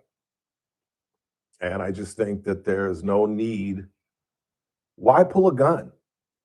Unless the gun is pointed at you. You're going to kill somebody because there's the potential threat of you dying? Then I think you ought to go sell shoes. If you're going to pull your gun at the potential threat, you ought to go sell shoes. You should only use your gun or pull your gun when you're facing imminent danger. That's just my belief. Now, I'm sure Sheriff Youngblood and Chief Terry will tell me, you don't know what you're talking about, Ralph. And I don't. I'm just telling you my philosophy in life, that I wouldn't shoot anybody unless I felt I was going to die. And I find it extremely hard to believe that if I were an ICE agent and I was hovering over a man on his knees, somebody in the chat room said he was in a wrestling position. Now we can assess from a photograph taken, video taken 2,500 miles from here, what was in his mind and what he was doing and what position he was in. I just don't think he deserved to die. One of our citizens, a nurse, an ICU nurse. I'm quite fond of nurses. That's an inside joke, but I don't think she's listening. What else you got? Mary Marcus has chimed in on Hi, the Mary. cheese with pie. She is. I read it in the chat room. Yeah, She's a pro cheese person. I told you it was a white thing. Whoa, and it doesn't get much whiter than Mary Marcus. Little joke, Mary. What do you mean, whoa? Are you denying that that's a white culture thing? There's nothing wrong with white culture and black culture, Chris. There's nothing wrong with me and Devin. Let me show you another black culture thing. Again, you want me to give you another culinary black culture thing? I'm not making this Sweet a race potato thing. pie. I am Rachel Ralph. Sweet potato pie is a black culture thing, but a Southern culture thing. But if you ask white folks what they eat on Thanksgiving, they go pumpkin. There's nothing wrong with cultural differences. Again, that's not the point I was making here. I'm saying that one person coming in and saying that doesn't make this a white person thing. Oh, come on. You think I'm just making this up? No, but I'm saying that to sit there and say it's a white culture thing, I think that's a little bit of a stretch. Well, y'all come in and tighten this boy up. Either black folks come in and say, black folks don't ever put no cheese on no pie. That's not what I'm saying. saying. White folks, then what are you saying? I'm saying that just because one white person said it doesn't mean all white people do that. And I didn't say all white people. Yes, you are. You're saying a white culture thing. That means all white people. No, it does not, Chris. You think that all black people eat sweet potato pie? You think that's what I'm saying? You were making this a racial thing. Chris. I get what you're saying culturally. Well, apparently not. Because just because it's a cultural thing doesn't mean that everybody does it. Black people are not monolithic any more than white people are. But when we're making general stereotypes, which I like to do, don't tell me that chitlins ain't a black culture thing. Don't tell me that. Now, I personally can't be in the house when my mother's cleaning chitlins. Can't be in the house. When I was a kid, my mother would clean them on Saturday and feed us on Sunday. I can't be in the house when she's cleaning pig intestines. But black folks love chitlins. I can't stand them, but it is a black culture thing. Tripa in the Mexican culture. I'm aware, but it's a black culture thing. But it doesn't mean that everybody in the Mexican culture eats tripa. It doesn't mean everybody in the black culture eats Nobody chitlins. in the white culture outside of Mary Marcus is saying that we eat pie with cheese on top. That's why I'm looking in the camera and I'm telling the white listeners to light up the text messages, the phone calls. I can't wait for you to and be wrong. explain to this young man what I'm saying. I can't wait for you to be wrong on this. I cannot wait. You really think I'm just making this I didn't up? say you're making it up. I'm saying that you're taking this to an area where it's not. This isn't part of white culture. It's not. You may have seen it on the internet, but it's not part of white culture. I'm sorry, it's not. How can you determine that? How can you determine that? Because white people do it. That's why. And black people don't. And Latinos don't. And Asians don't. It is a long part of white culture, putting cheese on what do you think, we learned this in Africa? What's the matter with you? Don't say anything, but I love when I get him pissed. He's all pissed right now. Watch. He's on the phone. You can't hear me. Oh, we got somebody has a sweet potato pie thing for you. Oh, Randy's online. Who is it? Randy. Randy, you're on the Ralph Bailey Show. Ralph, it's Randy. How are you? I'm great, Randy. How you doing? I'm doing great, sir. Hey, it might be a black thing, but the best sweet potato pie in Southern California is at Mommy Helen's. Have you ever been there? Where is it, in L.A.? No, it's down by San Bernardino, like right off the 215, 10 split right there. No, I'm not a big San Bernardino guy. Dude, you got to try it, Ralph. I'm telling you, the lady is bad. She's bad. She's got two tough people to beat. My grandmother Sadie and my mom. Very tough to beat. Because my mom's is pretty damn good. My dad turned me onto this when I was a kid. This place has been there for a long time, and I'm just gonna say it might hold a third place there, Ralph. I hold third place. All right, very good. Thanks for the suggestion. I appreciate it. Hey, Ralph, I love what you do, man. Thank you for all you do for this community. Thank you very much. I really appreciate that. All right, bye. Take care. Mark Swain chiming in. Peanut butter without jelly on your sandwich is like apple pie without cheese. Thank you. Tell him, Mark. Go ahead, tell him. Tell him. Yeah, and I got people in here saying they agree with me as well. So what's your point? That it's not a white culture thing? Yes. Lisa across the place just said the same thing. That it's not a white culture thing. Not a white culture thing. Then what culture does it belong to? Look, I get what you're saying from. It comes from the English people. I understand that. But again, to say it is just a white culture thing, I just don't agree with that. I've never honestly gone to any household of a white person and seen them with cheese on their apple pie. I've never been to Mark Swain's house. You've never been to Mary Marcus's house, and any number of other calls, or Jesse Pagula's, or anybody else that's in on this, that's heard about this. I'm shocked that this is even a debate. I mean, there are cultural foods in the world. Mr. Scott Howarth just texted in, I have never once heard anything about cheese on apple pie or any other pie for that matter. Well, y'all are ignorant. Y'all are absolutely ignorant. A brother knows more about your culture than you do. See, and that's where I'm drawing the line. Why do you get so why do you get all ensconced? I'm not getting ensconced. That's a ridiculous statement. Whether there's cheese on apple pie. I'm not getting ensconced. I'm just saying. Take it down a notch. Dude, you keep doing that. I'm not even mad. Well, you're loud, though. You're loud. Dude. You're loud. Me talking is loud? Yes, you're loud right now. Take it down a notch. Take it down a notch. Let's move on from this topic, shall we? It's the Ralph Bailey Show. No, I'm going to continue with this because it's the Ralph Bailey Show. I'm enjoying this. You clearly aren't, but I am.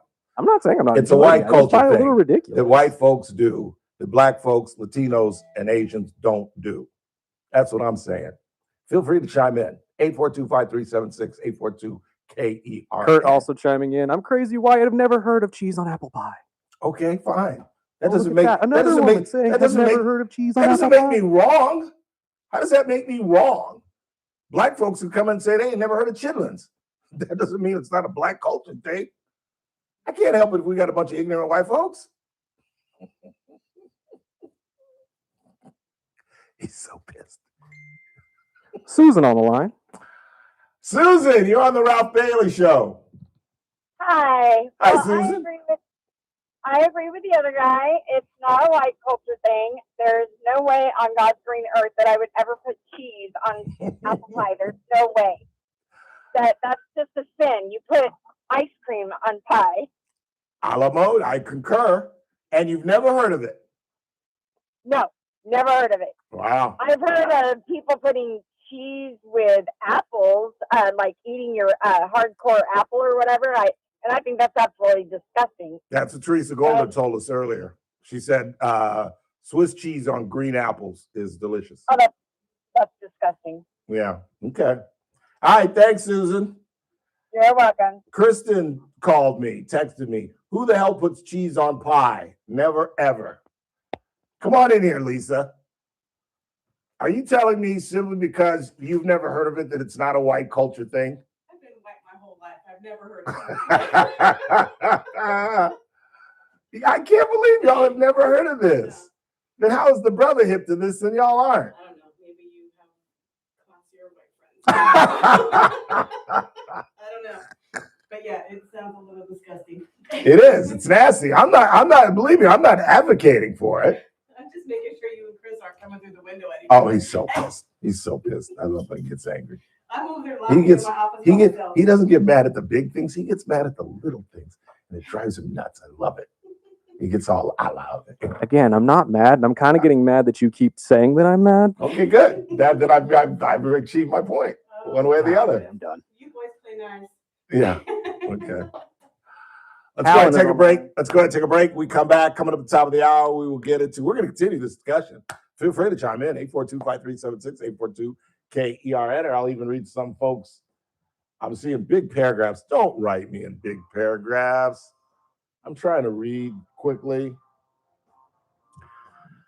842-5376, 842-KERN, and then coming up at the top of the hour, we'll talk about the fact that according to the 2030 census, some experts expect us to lose 4 congressional seats after losing 2 in 2020. That would take us down to 50, when at one point we had 56 representatives coming out of the state of California. We'll ask the question, is it a good thing or is it a bad thing? Because the overwhelming majority of those Congress members are going to be Democrats, particularly given what's going to happen in the midterms and particularly what's happen after the gerrymandering. We'll get into that. Bottom of the hour, Coco Gauff got destroyed last night. She is out in the Australian Open. We got some good matches coming up tonight. A pair of Americans are going at it. Amanda Anisimova is taking on Jessica Pegula, who we identified yesterday as Bill Pegula's daughter, owner of the Buffalo Bills. And the number 1 seed, Aryna Sabalenka, is going up against the woman, Alina Svetlana, who beat Coco last night. So that's going to be a great matchup tonight on the women's side. And on the men's, I think as Scott Cox has pointed out, there are very few upsets on the men's side. It's going to be Sinner and Alcaraz in the final. You can bet on that. Quick timeout. We're coming right back. It's TRBS. News Talk 96.1 and AM 1180 KR and streaming live at kernradio.com.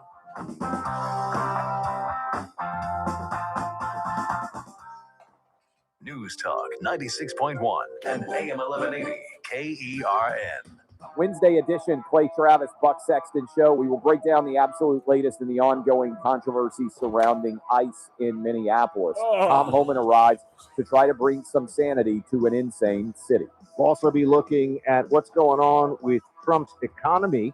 There are some big things afoot, some policies to discuss. We'll make sense of it all on Clay and Buck. Live 9 to noon. News Talk 96.1 and AM 1180 KERN. Looking for a unique way to spend Valentine's Day with your sweetheart? Skip the ordinary dinner and do something fun, entertaining, and with a little twist. This Valentine's, the Buena Vista Museum of Natural History and Science invites you to a night of romance, laughter, and murder at the Love You to Death Murder Mystery Dinner, a fully interactive experience set in the fabulous 1950s, where everyone is a suspect and anyone could be the killer. Enjoy a delicious dinner while you and your Valentine step into character. Follow the clues, interrogate the suspects, and work together to solve a crime of passion. Is it true love or deadly betrayal? Dress in your best 1950s style. Sip, dine, laugh, and uncover the truth behind the mystery. All in one unforgettable night. Spots are limited, so don't wait. This Valentine's Day, fall in love to death at the Love You to Death Murder Mystery Dinner, presented by the Buena Vista Museum of Natural History and Science. Get your tickets now at buenavistamuseum.org. Hey, I'm Mike Slater. My dad passed away at the age of 63. It's out of nowhere. Had a stroke. Super hard, obviously, for the whole family, but my dad had life insurance. This is why I have life insurance for my family, for my wife and 4 kids. And the best place to get life insurance is ethos.com, because you can do it in 10 minutes. And there's no medical exam and no blood test, just a few health questions. Get life insurance in 10 minutes so your family is protected. Ethos, ETHOS, ethos.com/Mike. Italian subs for your finance team at Chicago. Easy Cater. Burritos for your call center crew in Plano. Easy Cater. Bagels for your sales reps meeting clients in Charlotte. Easy Cater. Hot chicken sandwiches for your third shift warehouse workers in Memphis. Easy Cater. Your teams may be spread out across the country, but you've got one platform to feed them all, whenever and wherever they work, with food they love from favorite restaurants. Easy Cater. Food for the workplace, all in one place.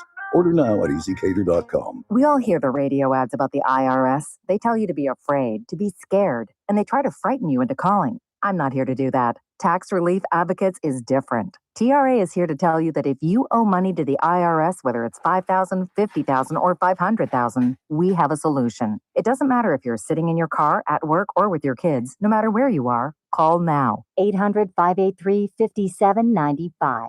Don't lose hope. TRA can eliminate or reduce what you owe to the IRS. Generous programs are now available that can give you a fresh start. Our passion is taxes and helping individuals fix their IRS problems. We have over 1,000 5-star reviews on Google and an A+ with the Better Business Bureau. You don't need to be afraid of the IRS any longer. End your tax nightmare today by visiting us online at TRA.com or call 800-583-5795. That's 800-583-5795.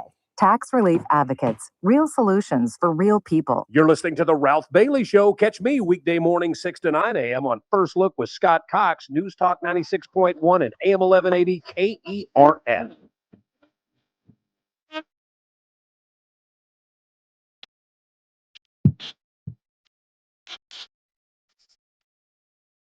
Louis Prima!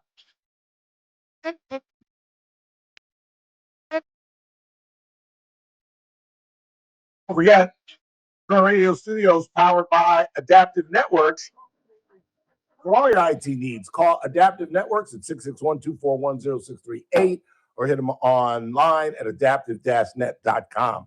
We're in the middle of a debate on whether or not Ralph Bailey is just absolutely being the racist Ralph that he is, has created this myth that putting cheddar cheese on apple pie is part of white culture. Chris disagrees with me. Lisa disagrees with me. Kristen Ballou, I shouldn't give her last name, disagrees with me. Everybody disagrees with me. But there are some people in the chat room who not only agree with me, but have some historical facts to add to the discussion. I think this is Lumpy. Is this you, Lumpy? At LKLE-87. I don't know what the hell it is. Per Google, adding cheddar cheese to apple pie is a traditional sweet and savory pairing that dates back to the 17th century in England and later becoming popular in American Midwest and New England. England, American Midwest, and New England. Black folks?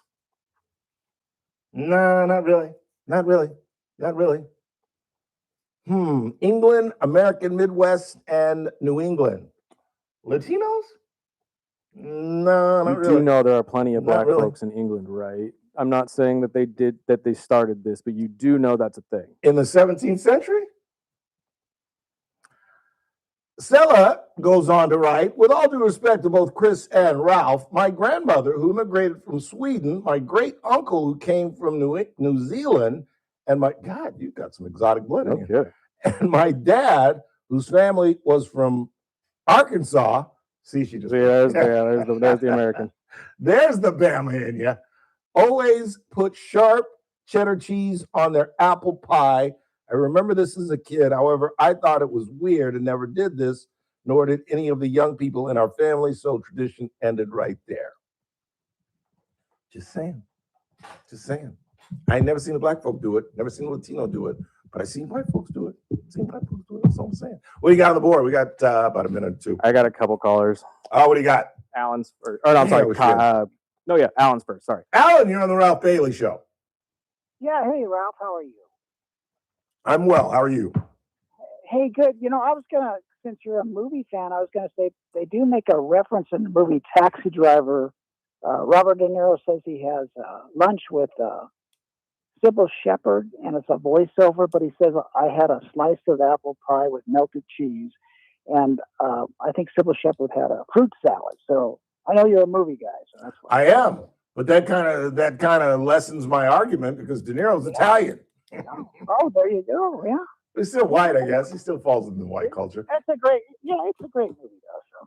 Taxi Driver is a great film. Yeah. And Sybil Shepherd was smoking hot at the time. I think she was like 20 years old. Really yeah. Oh, yeah. Yeah. Have you ever seen her ex-husband's picture in black and white? Shot in Texas. Yeah, I've seen that one. Yeah. What is that? God, I'm blacking out. With Jeff Bridges, Timothy Bottoms, Ben Johnson. Last Picture Show. Nice call. That's exactly right. Where she undresses in the pool scene. Whew. Yeah, she was real pretty. She was really, really pretty. Thanks for the call, man. I appreciate it. No, thanks, Ralph. All right, take care. Headed to the final hour. It's TRBS. I'd stick around if I you.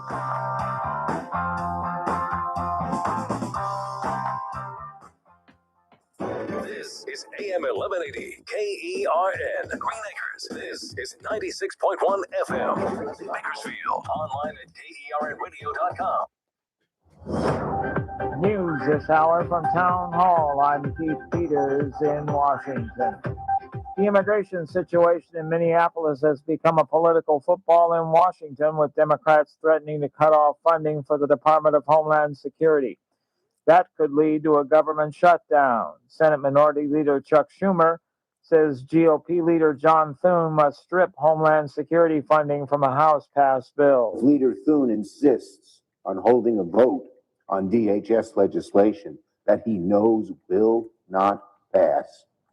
Then he will guarantee yet another unnecessary government shutdown this Friday, and the shutdown will be on Leader Thune's shoulders. While Senate Majority Leader John Thune says Democrats must do whatever is needed to pass spending bills and avoid a government shutdown. Productive talks are ongoing, and I urge my Democrat colleagues to continue their engagement and find a path forward that will avoid a needless shutdown and not jeopardize full funding for key agencies like FEMA and the Coast Guard. More Arctic air is expected as the death toll climbs to around 4 people in places hit by winter weather. In New York City over the weekend, where temperatures dipped dangerously low and snow rose to record heights, 10 people were found dead on the streets. Mayor Zoran Mamdani says it's still unclear if they died of hypothermia, but the city was doubling its efforts to get people shelter. A new influx of Arctic air expects to spur freezing temperature in parts of the country, says National Weather Service meteorologist David Roth. For some people, it's going to be the coldest they've seen in several years, but for others, it will be the longest duration of cold in several decades. I'm Julie Walker. On Wall Street, the Dow down by 408, Mora Town Hall. Is your dog a picky eater, scratching all the time, eating grass, or licking their paws until they're raw? If so, your dog's trying to tell you something.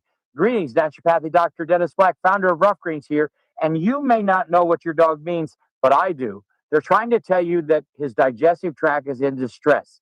He needs live probiotics and enzymes, and guess what? You can't get that from kibble. It's not in there. The good news is you don't have to change his food to improve his health. Just add a scoop of Rough Greens. It's America's #1 nutritional dog supplement for a reason. With live vitamins, omega oils, antioxidants, enzymes, and probiotics, just sprinkle it on your dog's food and watch them come back to life. More energy, shinier coat, better digestion, all in 90 days or less. Want a happier, healthier dog?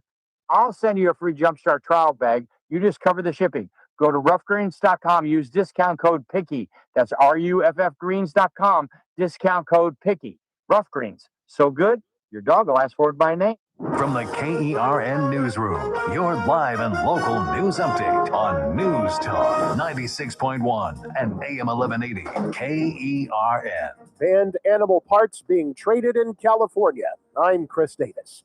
Elephant tusks, rhino horns, and bear gallbladders were just a few of the items that were being illegally bought and sold at a store in Fresno County, says Governor Gavin Newsom's office after announcing the bust and arrest of 3 people on charges they were importing and selling the products from Thailand. The U.S. Fish and Wildlife Service tipped off California authorities after finding boxes with false labels. The animal parts belong to animals that are considered endangered species. Authorities believe more arrests are coming. You may have seen the orange glow in the sky last night over South Bakersfield. That was a large hay fire that was burning around 8 p.m. at the Robinson Calf Ranch, which is near East Hosking Avenue. No homes or businesses were in any danger from the fire. It was not clear how the fire may have started. The heavy fog has been playing havoc for a couple of weeks now in this area, and this morning just after 8 may have been the cause of a wreck that eventually involved as many as 20 cars. That was on Highway 58 near Tower Line Road, says the Highway Patrol. When it was first called in, there were 3 vehicles involved, but that kept growing, and the task now is cleaning up the big mess left behind. The Highway Patrol says there were people hurt. Despite an offer from Kaiser Permanente of a 21% increase in pay, 31,000 nurses with the company have gone on strike. Some of the workers say it's more than just the pay they want. They're asking for adequate staffing and safe working conditions. The nurses and healthcare workers are represented by United Nurses Associations of California and the Union of Healthcare Professionals. I'm Chris Davis in the KERN Newsroom with news every half hour and when it breaks on FM 96.1 and AM 1180 KERN. What do you think, this is the Army where you shoot them a mile away? You got to get up close like this. Bing, you blow their brains all over your nice Ivy League suit. It's the Ralph Bailey Show on News Talk 96.1 and AM 1180 KERN. Now make sure you leave the house when you make the call. You understand me? You hear me? Call from an outside line. I mean it. Call in or text to 661-842-KERN. That's 661-842-5376. Listen live at KERNradio.com. Now, the host you've been waiting all day for. Live from the KERN studio, here's Ralph Bailey. Final hour of the broadcast on this Tuesday, 27th day of January. It's the Ralph Bailey Show on News Talk 96.1 and AM 1180 KERN, where we're streaming live, KERNradio.com. Still lots to do in the final hour.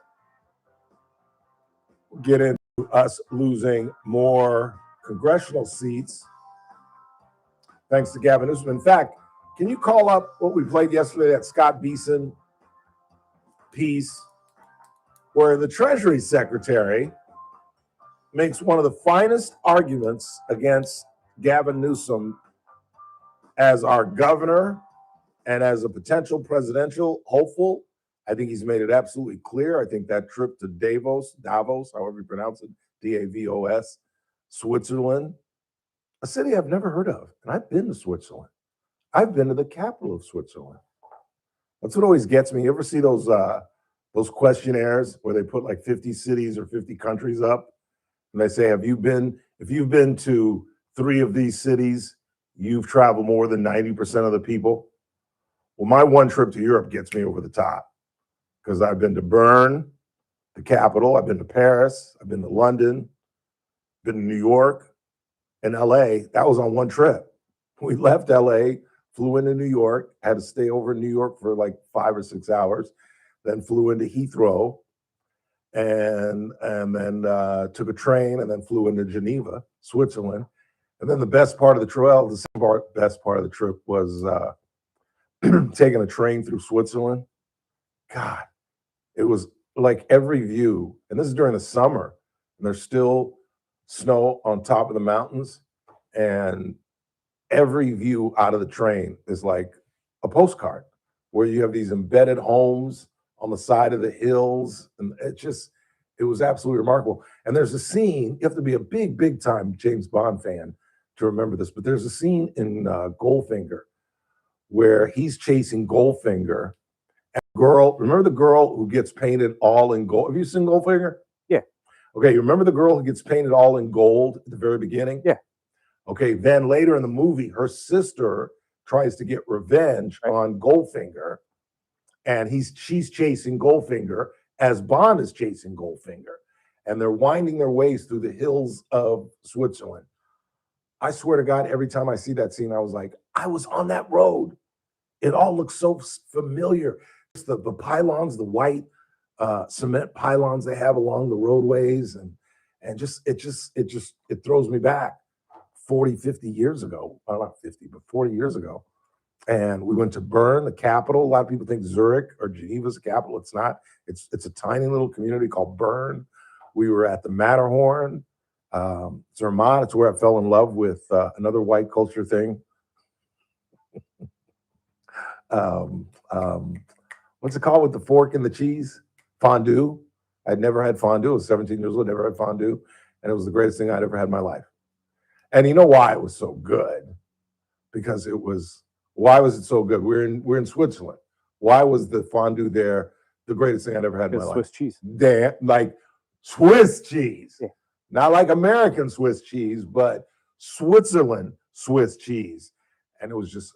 Aren't they known for pretty much everything dairy-based? Yes, I was just going to say, there are 2 things that are literally different, and we have them here in America, but I'm telling you, they're completely different. Do you know what those 2 are? Swiss chocolate and Swiss cheese. Swiss chocolate and cheese. They're not comparable. And you think, oh, yeah, right, whatever. And that's what I said. I'm 17 years old. I'm like, Toblerone. We have Toblerones. I can get one of those at 7-Eleven. Let me see. I mean, it was the best. I took home, I think I took home like 24 bars of Toblerone and probably went through them in about 2 or 3 days. That's why I'm got diabetes now, because I was a kid. I was a mess. I'm telling you, when I was like 10, I stopped it when I became a teenager. And my parents were like, stop it because you're running up our dental bill. But I used to be able to sit down when I was in 6th and 7th grade and watch a Dodger game, 9 innings, and eat a 10-pack of Butterfingers. That just makes my teeth hurt just thinking about that. Like literally, one at a time, just knock off a 10-pack of Butterfingers. That was bad. That was bad, Jake. Don Kessler chiming in. Oh, he says, Bailey, apple pie for 60 years. Never, ever have I put cheese on it. Just saying. Never, ever, ever, ever, ever, ever. Thank you, Coach. Oh, and somebody's got a new guy. Somebody's got a new boyfriend that I shall remain nameless. Thought that was the husband. Anyway, telling people's business. Hey, speaking of business. Oh, Lord. And I'm not going to name any names. Have we discussed this already? I have no idea what you're getting at here. You guys saw that horrific crash on the 178 where 3 juveniles stole a car out of Target. We're not going to name any names, but that person whose car was stolen, completely innocent, not involved at all. In fact, they did an intelligent thing. I'm told these juveniles started acting up in the Target where our friend was, our mutual friend. I think it's safe to say that she once worked here, isn't that safe? Oh, yeah. Oh, and I said she. I didn't mean to use pronouns, but it's a woman that used to work here, a friend of ours, a very good friend of ours. I was very fond of this person. Used to hang out with me on the 3rd hole during the golf tournament. But it was her car that was stolen and totaled. What if you don't have complete coverage? That's what I asked. I was like, please tell me she is. That's what I told Randy. I said, he was like, of course she does. I was like, not everybody gets complete coverage. That's what I'm saying. Well, it depends. If you have a lease, you have to. Yeah. Yeah, that's because when I got my lease, my car, they made me get full coverage. There's no ifs, ands, or buts about it. It's stupid not to. And really I learned the hard way. Another Bailey story that some of you have heard hundreds of times. I'm dating this young black girl. This is I was living at the New Yorker, so we're talking about 20th century, late 20th century. Yeah. And she was like, God, I could have married this girl. We only dated for like 3 months because she got a great job in Sacramento. She worked for the water department down by the Grapevine. And she just bought a new Jeep. We've been dating for like 2-3 months. And she just bought a new Jeep. And we were supposed to go out that night. And it's kind of funny. This is pre-06, meaning pre-DUI. But she said, I want to drive tonight when we go out because I got my new Jeep. Besides, you're going to be drinking anyway. I'll end up driving this anyway. So let me drive. And I was like, okay, all right, fine. I want to get in your new Jeep. And uncharacteristically, if you've ever been to the New Yorker, there are parking spots in front of the New Yorker, and then there's a little lot. But the lot only has about 7 or 8 slots. So what a lot of us used to do when I lived there, we'd park across the street in the Guild House parking lot. They never had a problem with it. We never got tickets. And for whatever reason, I don't know why, to this day, because you could count on one hand. I lived there for about 3-4 years, and you could count on one hand the amount of times I parked in front of our apartment complex. But that was one of the nights. And I get home, she's driving me home. We're coming back to the house, and we pull up, and there's a group of people outside the New Yorker. And my car is in the, like almost in the, they didn't have that big fence up that they have now, but it was like in the front lawn. And my first instinct was Arie Zucchini pulling a practical joke. And but then I saw there was been damage to the back of my car. So I was like, all right, well, that's not too bad. And then the cop was like, well, you might want to come and take a look at this. And I came around the back side of the car. And what happened was, according to my neighbors, a drunk driver was trying to make a left turn on 17th Street, hit my car, bumped it up onto the curb, and my back left wheel was perpendicular with the street, meaning my whole what is this? Not the universal joint, but what is the thing that connects the two tires? The axis. The axle. Yeah, the axle, axis, whatever, was totally destroyed. And essentially the car was destroyed. It would have cost me more to get the car fixed than the car was worth. There was an old Ford Tempo, I think I was driving at the time. And I did not have full coverage. I had the minimum coverage. And so I just had to literally junk the car and start all over again. I learned the hard way. You definitely should have full coverage. But yeah, isn't that crazy that she was involved with that? And those poor kids, it's something about 178, because that's the third time I've seen somebody crack up right there. It's right there by Beale, the Beale exit. And you know where that overpass is? And because I was on my way to BCC one morning and saw somebody crack up at that very site, and they hit that thing. And we were betting, we were like, they didn't survive. I'm not gonna lie to you. I've driven that freeway my entire life, and I've heard a lot of people crash there. Personally, why? Don't get it. I was gonna say, it's not like there's a massive turn. It's a pretty much straightaway. That's what I kept saying too. And it's not like there's stuff in the way or anybody gets in your way there. Maybe they're trying to get off at Beale. I think they're going fast and they make the right to get off at Beale and they just lose it. The only thing I can think of is they're taking that turn most likely in the far right lane where people get on, and it is a bit of a. It kind of angles to the left, just a little bit. And there is a little bit of a blind spot there where a car could creep up, but I still don't think it's enough for people to crash right there. But again, you're not going 80, and you're not going 80, 90 miles an hour. Exactly. They're trying to evade people and get out of there, and so I don't know. One of the victims died. 2 were in the hospital. They were all ejected. None of them had their seatbelts on. I just don't know what And apparently, one of the kids was boasting about being in juvie when he was in the Target, and they had to be removed, and somehow got in this woman's car. And how do you start a car? How do you steal a car in the 21st century? I thought cars were pretty much. You can still can you still hotwire a car? I mean, again, I thought it was all computers. Yep, I'm pretty sure you can. Yeah, I thought it was all computers and stuff. Oh, again, some of them actually, if you have like a long screwdriver, you can jam it into the keyhole and turn it on. Apparently, because I can't imagine this person leaving her keys. No, she's not that stupid. She's not stupid at all. But all right, let's go and take a quick break. When we come back, we'll check the board, see what you all are talking about. Maybe we can get a poll on our white culture question. Is cheese on apple pie a white culture event? You could even argue whether or not sweet potato pie is a black cultural event, because I'm willing to admit I often confuse what I perceive to be black culture, because I learned about it in the South, with Southern culture. I thought grits for years was a black culture thing, because the only time I ate grits, I never saw grits growing up in Los Angeles, but the only time I saw grits, heard anybody allude to grits, is when I was in Beaufort, SC or Savannah, GA. So I assumed it was a black thing. No, it's more of a Southern thing. And now that they've added, like in the late 20th century, early 21st century, they started throwing food in grits. And you know what stuck of all the foods? Shrimp.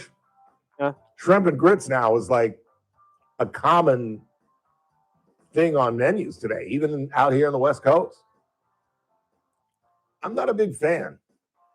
I'm an eggs and grits guy. I like scrambled eggs, and then I pour my grits right over the top of my scrambled eggs, and then I take a big square of butter, put it right in the middle, and the only time I use salt, I know I intake salt in a lot of the horrible foods I eat, but the only time I'll pick up a salt shaker is when I'm eating grits and eggs. Just a little skosh of salt on top of that butter, and then mix it up in those eggs. Buddy. Back in Beaufort, SC again. Quick time out. Check the board. See what you're talking about. I'll check the chat board as well. It's the Ralph Bailey Show on a Tuesday. Tomorrow, Howard Marcus returns. And whatever else happens before 3:05, we'll get you updated. Got some great Australian Open matches tonight. that I cannot wait. Jessica Bagula taking on Amanda Anisimova at 6 o'clock tonight, right when I get home. Quick time out. Coming right back. Don't go anywhere. News Talk 96.1 and You want to do KC or no? Yeah. Getty Show, medical schools have become left-wing activists. Is that the reason why, for the first time in my memory, Republicans are rated more highly than Democrats in I trust them with education? Data is in. U.S. population grew at the slowest rate in history. What is that going to mean to public policy and our economy? Next, Armstrong and Getty Show. weekdays noon to 2 on News Talk 96.1 and AM 1180 KERN.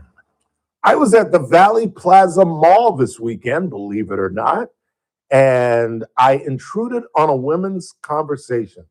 I heard two ladies discussing a food that I can't stand personally, liver. I told you, my mother used to put onions and bacon on it and call it steak and try to fool us. But this woman was complaining she doesn't know where she can get liver anymore in restaurants. And I had to intrude. I had to say, F Street, KC Steakhouse. It's one of the things that I like to talk about a lot, how Chef Daniel has completely expanded the menu because they get a lot of birthdays and a lot of anniversaries, and that means large groups. And when you go with a large group, not everybody's feeling red meat, not everybody's even a meat eater. And that's why he has really expanded the menu. He's doing vegetable dishes, he's doing pasta dishes. I've told you about the fish, the halibut, the mahi-mahi, the swordfish. It is an incredible array of different foods. And of course, you all voted it best steakhouse in Kern County. Where would you rather be than on F Street in the capable hands of Cassie Biddle's incredible staff at KC Steakhouse, longtime sponsors of the Ralph Bailey Show? Meet Paul Sheldon's client, Guy Picard.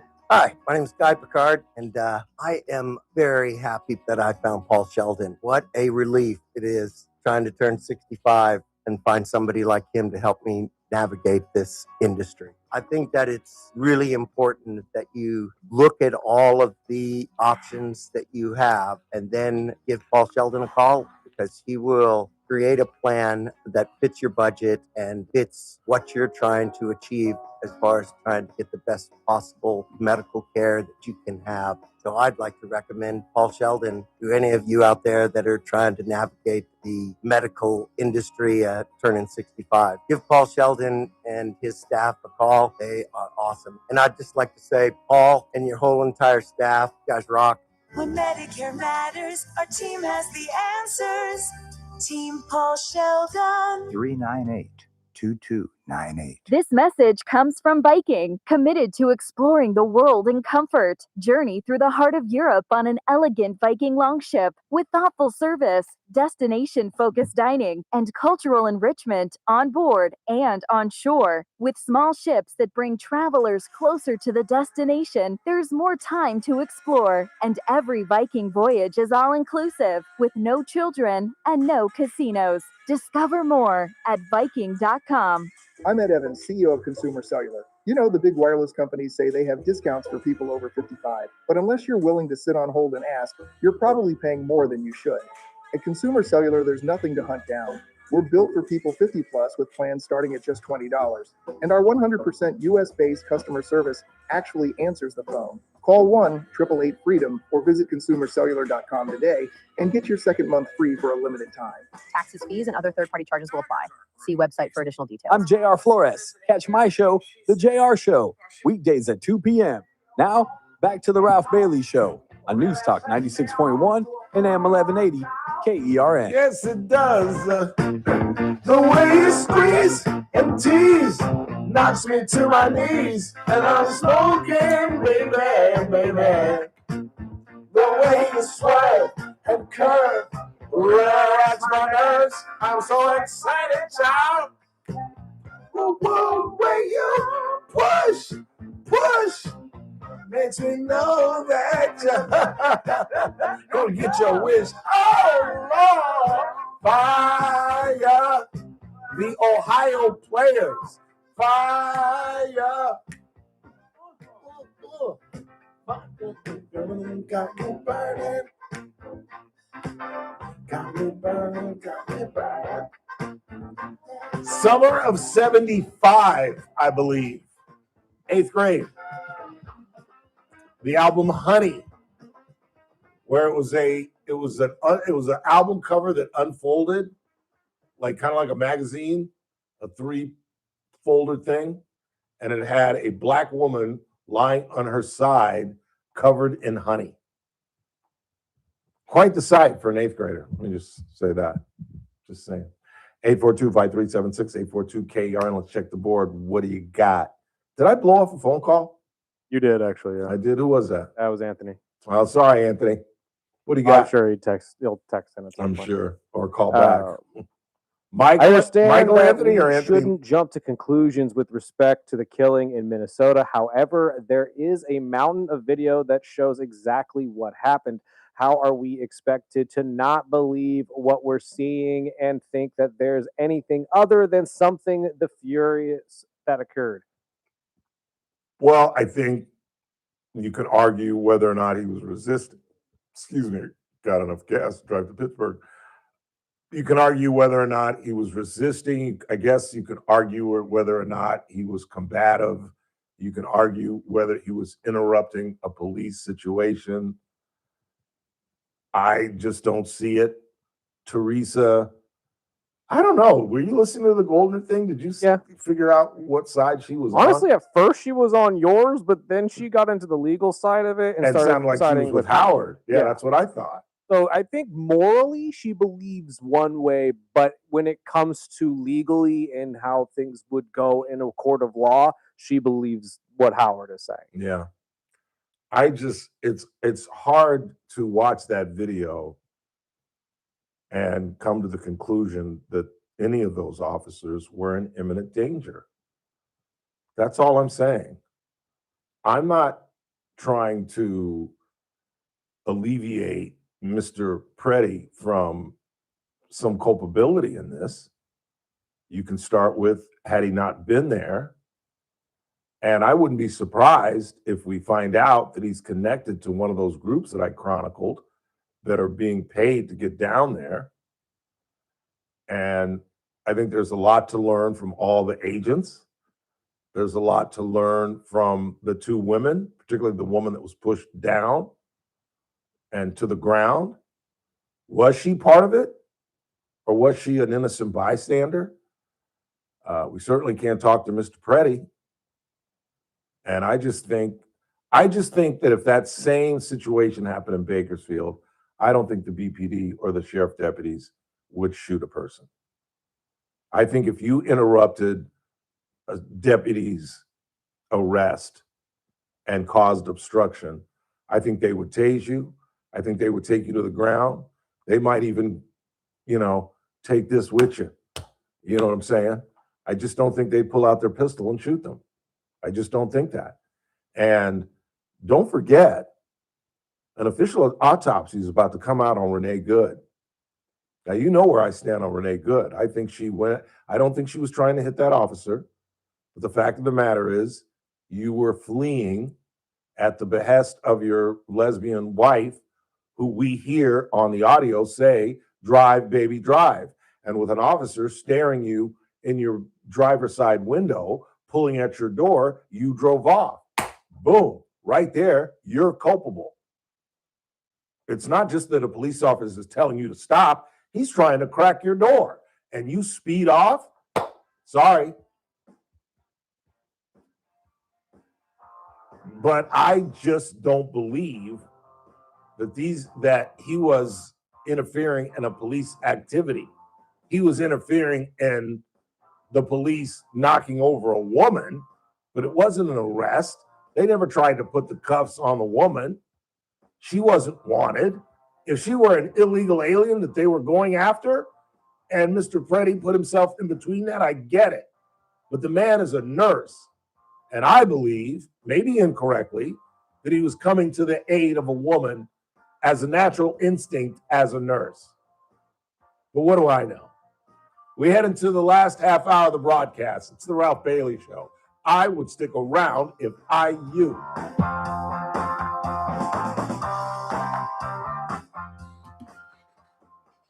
News Talk 96.1 and AM 1180 KERN.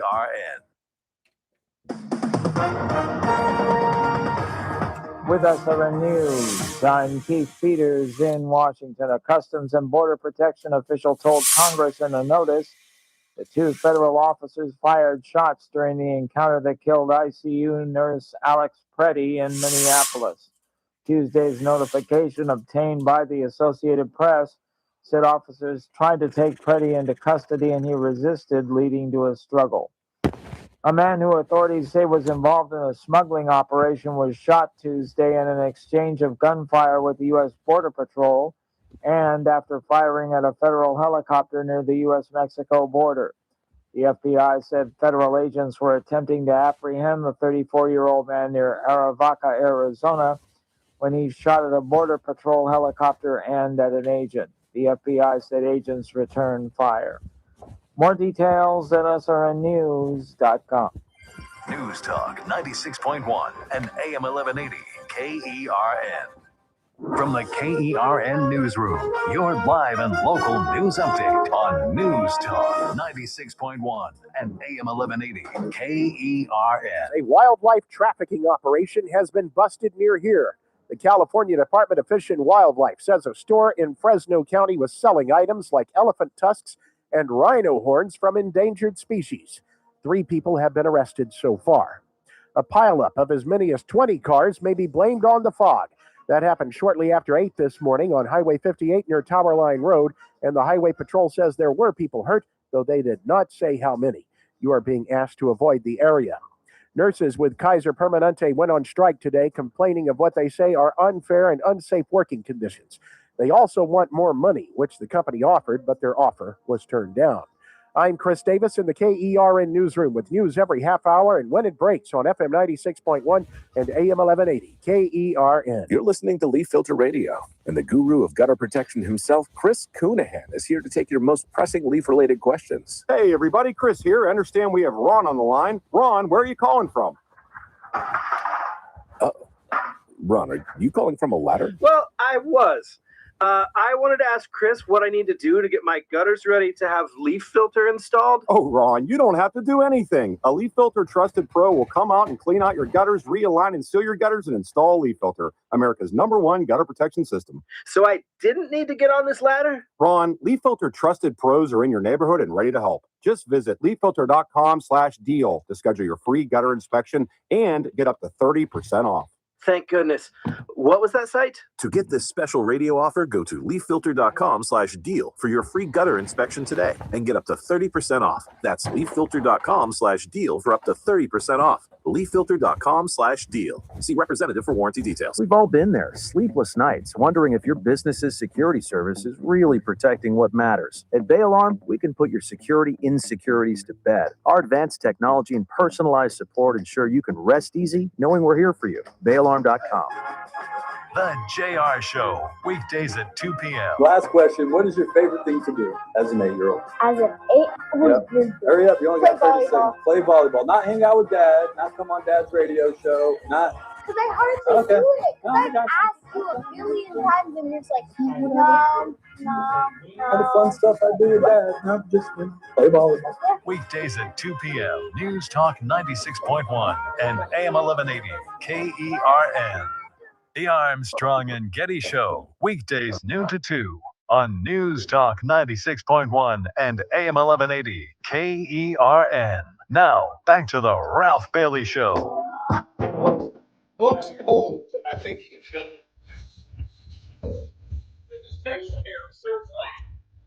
Yeah, I thought this.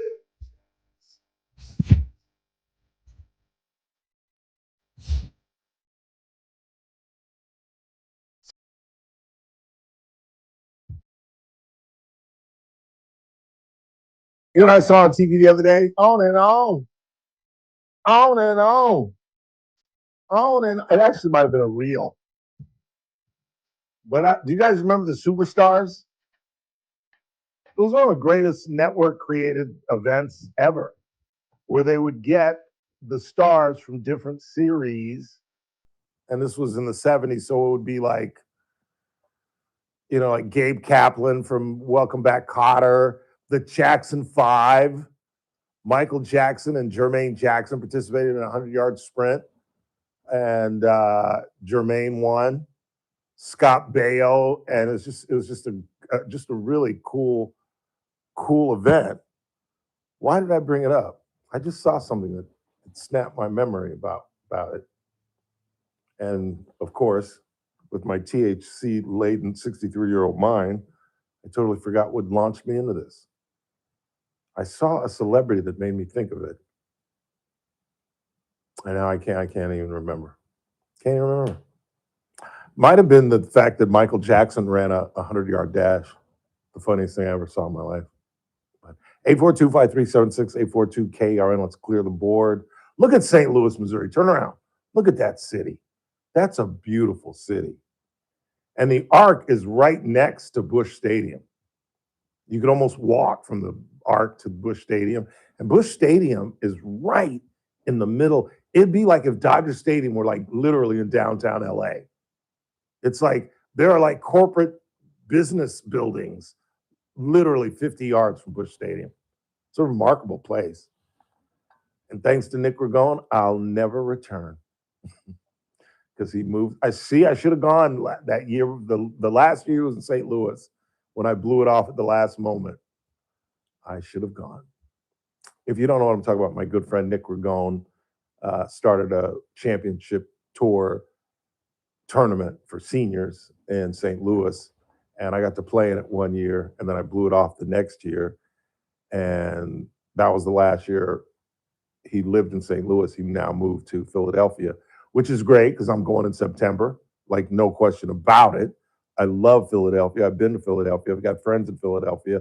But I have a really cool friend. In fact, she just had a birthday yesterday, my friend Kelly, who hung out with me in St. Louis. She went to the Cardinals game with me and took me to Patty's, the little well-known bar right near Busch Stadium. But that's the only time I've ever been to Missouri, only time I've ever been to St. Louis, probably the only time I ever will be. I did not know, as I reported when I got back, how black St. Louis is. Do you know that St. Louis is like 45% black? I stayed in a hotel, a very nice hotel, in a fairly decent area of town, and the entire staff was black. No, I mean the entire staff. The maids, the housekeepers, I should say, the cooks, the bartenders, the front desk clerks, the bellboys. I'd never seen anything like. I've been to Atlanta. I lived in Atlanta, and I've never seen anything like that. And very few cities are blacker than Atlanta. I've been in D.C. Well, we don't really stay in D.C. We stay in Virginia, but nevertheless, I'd never seen anything like it. But at least I get to see Philly again. I love Philadelphia, and I get to play a really good course. He's got a great course, and as some of my golfing fellow aficionados know, the greatest player who ever lived just turned 50. Eldrick just turned 50 in December, and Mr. Ragone is doing his best to get him to come play. Tiger threw out a ridiculous figure. I don't know if he was trying to pull everybody's leg, but he said that he was going to play about 25 tournaments on both the Pro Tour and the PGA Tour. The Champions Tour and the Pro Tour, the PGA Tour. I find that hard to believe. I really do. You know, there was once this classic, I think it was New Yorker magazine, where they had a picture of Mickey Mantle, and then they had a diagram where they had arrows pointing to parts of his body that had been operated on. And it was unheard of. Because you guys don't realize, hell, do you know take a guess how many operations Travis Kelce's had? Like, he looks like a normal guy, right? Good looking guy, carefree, been fairly healthy through his long career in the NFL. How many operations do you think this guy's had? I would say somewhere between a dozen to like maybe 12, 15. like 14 operations. Yeah. And you just don't know that. Just tiny little things. And Tiger, think about the operations that he's had. He's had several back surgeries. He's had neck surgery. He damn near lost his foot. He tore his Achilles. I literally don't think there's a golfer in the history of golf that's gone through the body problems that Tiger Woods has. It really, can you imagine if he'd had a career like Jack and just stayed healthy his whole career, didn't fall off a cliff in Palos Verdes, didn't throw. But I mean, we kind of knew that just when he was young and he was swinging like, crazy. People talked about his back will never sustain that. Never sustain that. Because, I mean, when he was young, because I watch a lot of his clips, obviously, he would whip that club like nobody's business. Really is amazing. 842-5376, 842-KERN. What else you got? Any transcript needs to start when that man stepped off the curb and headed into the street, holding his camera up as he headed towards the officers. That portion of the poor fool impeding officers needs to be where any transcript starts. Well, I'm glad you reminded me because I have not read the transcript. So leave us do that. I've got some time here before we get to the break. This is from, I misidentify the attribution. It's from the Washington Post, and it's their examination of the, oh no, this isn't it.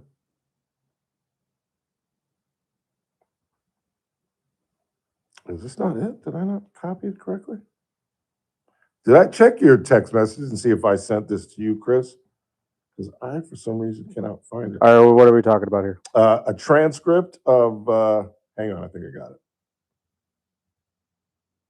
No? Check and see if I sent it to you. It's a transcript of, oh no, now I got it. Now I found it. I saved so much stuff, I can't even keep it straight. Here is the video analysis transcript from the New York Times. Let's see if I can call this up. It was done by Devon Lum, Haley Willis, Alexander Cardia, Dimitri Caven, and Anira Tiefenhaller. I can't pronounce her name. But here is their transcript. When federal agents, you're going to have to give me a minute. When federal agents shot and killed 37-year-old Alex Preddy in Minneapolis on Saturday, officials said he approached agents with a handgun intending to massacre them.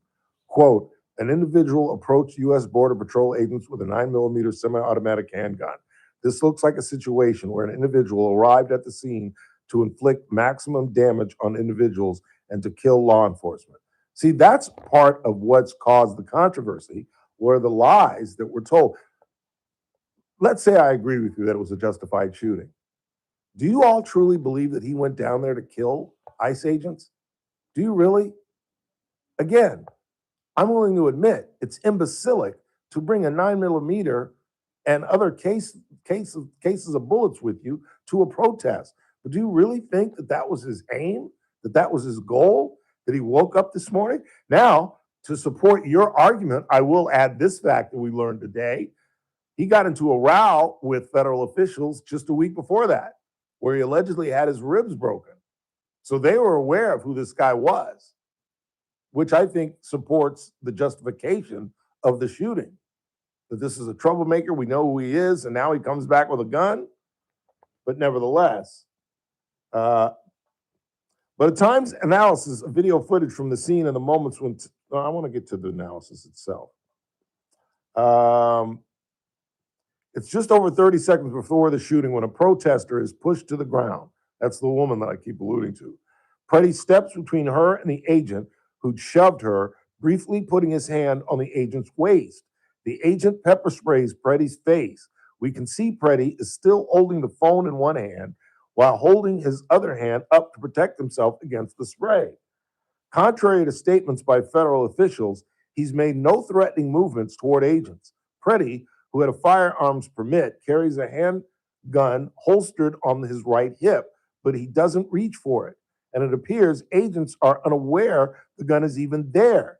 He reaches toward the protester, apparently trying to help her up, while agents begin grabbing him from behind.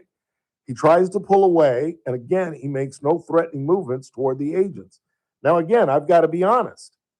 Even they're saying he tried to move away. That's justification. I'm willing to concede when I'm wrong or when there are arguments that help the justification argument.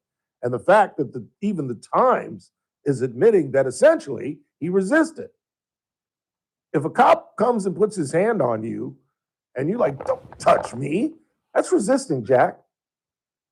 They have a right, if they have a reasonable suspicion that you've either committed a crime or a crime has been committed and they're investigating it, as unfortunate as it may be and as uncomfortable as it may be, they can grab you by the arm. And if you try to shoo them off, technically that's resisting without violence. So that, again, helps the justification argument. He tries to pull away, and again, he makes no threatening movements toward the agents, but agents pull him backwards and force him to the ground. Then shots ring out. Now we'll slow down things so each movement is clear. Here is Preddy, and they're obviously doing this through the video. Several agents are restraining him, and this is the Border Patrol agent who will shoot him first. This appears to be when agents first notice that Preddy is carrying a firearm and yell that he has a gun. I think we've all heard that, where one of the agents says, gun, gun, gun. Watching the same moment from a different angle, the agent who first pepper sprayed Preddy beats him several times with the spray canister. Not necessary. We can see that both of Preddy's arms are pinned down by his head. The agent in gray reaches to remove Preddy's weapon from his hip as this agent unholsters his gun, nudges the agent in gray out of the way, and fires. Let's rewind and focus on the agent who shoots first. Just seconds before he fired, he was facing away from Preddy and focusing on an entirely different situation as he tries to spray a nearby woman with an irritant. The spray appears to malfunction and the agent turns as he adjusts it. That's when someone yells that Preddy has a gun. And around 5 seconds after fully turning his attention toward Preddy, the agent draws his weapon and shoots. His arm visibly recoils at the first shot. The firearm has clearly been removed from the scrum when the first shots are fired toward Preddy at close range. The officer who disarmed Preddy can be seen reacting to the sound of the first shot, looking back toward the skirmish. The shooter was standing behind Preddy and not under direct threat, contradicting statements from Homeland Security officials that he fired defensive shots. He also was at a vantage point to see the gun pulled from the scene, but it's unclear if he did. I disagree with that. I don't think that the agent who shot Preddy initially saw the other agent remove the gun. I'll give him that much. And I think that what triggered the shooting, no pun intended, was the yell of gun, gun, gun. But I don't think that necessarily makes it justified. Just a little more to go. In one hand, he still holds his phone, and in his other, his glasses. The agent in gray who removed Preddy's gun carries it across the street. Preddy is now disarmed and falling to the ground. But the agent who first pepper sprayed Preddy and later beat him with a canister also pulls out his gun. From a distance, despite the fact that Preddy is lying motionless on the ground, these two agents fire 6 more shots as he lay prone on the ground. He's no longer on his back. He's no longer on his knees. He's now on his back. Neither is under threat. In total, the agents fired 10 shots in 5 seconds. After the shooting, an agent kneeling next to Preddy's body asks where the gun is, showing that not all of the officers seemed to know the weapon had been removed. Agents, which again supports the justification argument.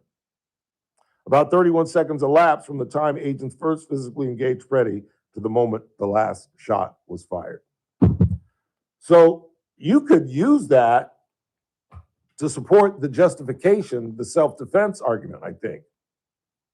But again, I'm going to stick with my eyes. And all I'm saying is whether Preddy was right, whether Preddy was wrong, I don't think Preddy was right. I don't think he should have been down there, and I certainly don't think he should have been down there with a 9mm gun stuck in his waist. I just don't think he should have been shot. Beat the crap out of him, taser him, give him more pepper spray. But do you have to shoot him? Do you have to shoot him?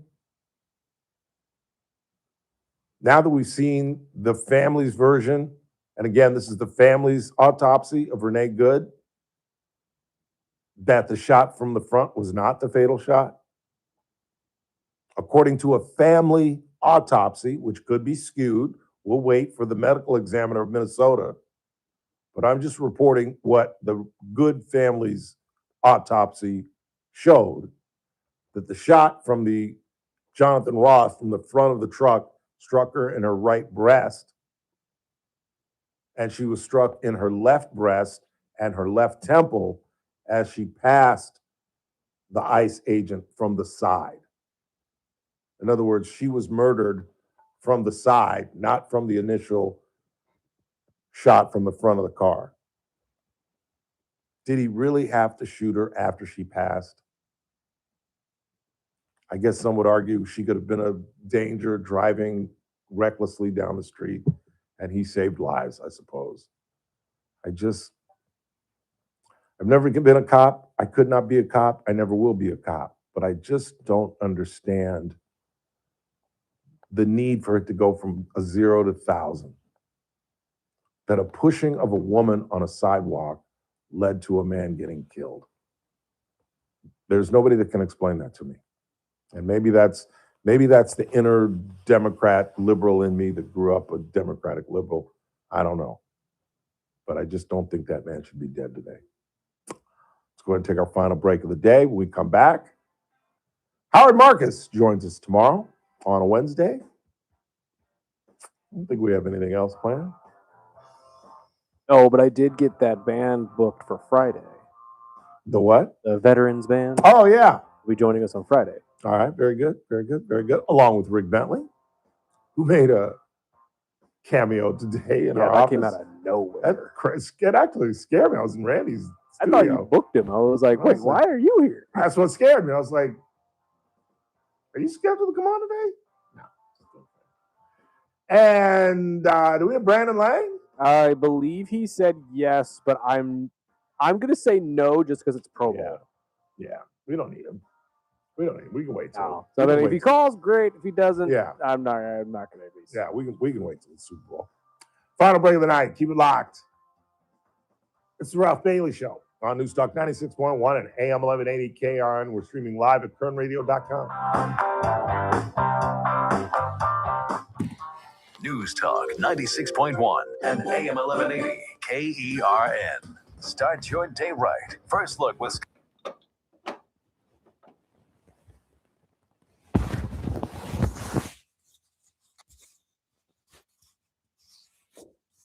Whenever you're ready. What happened?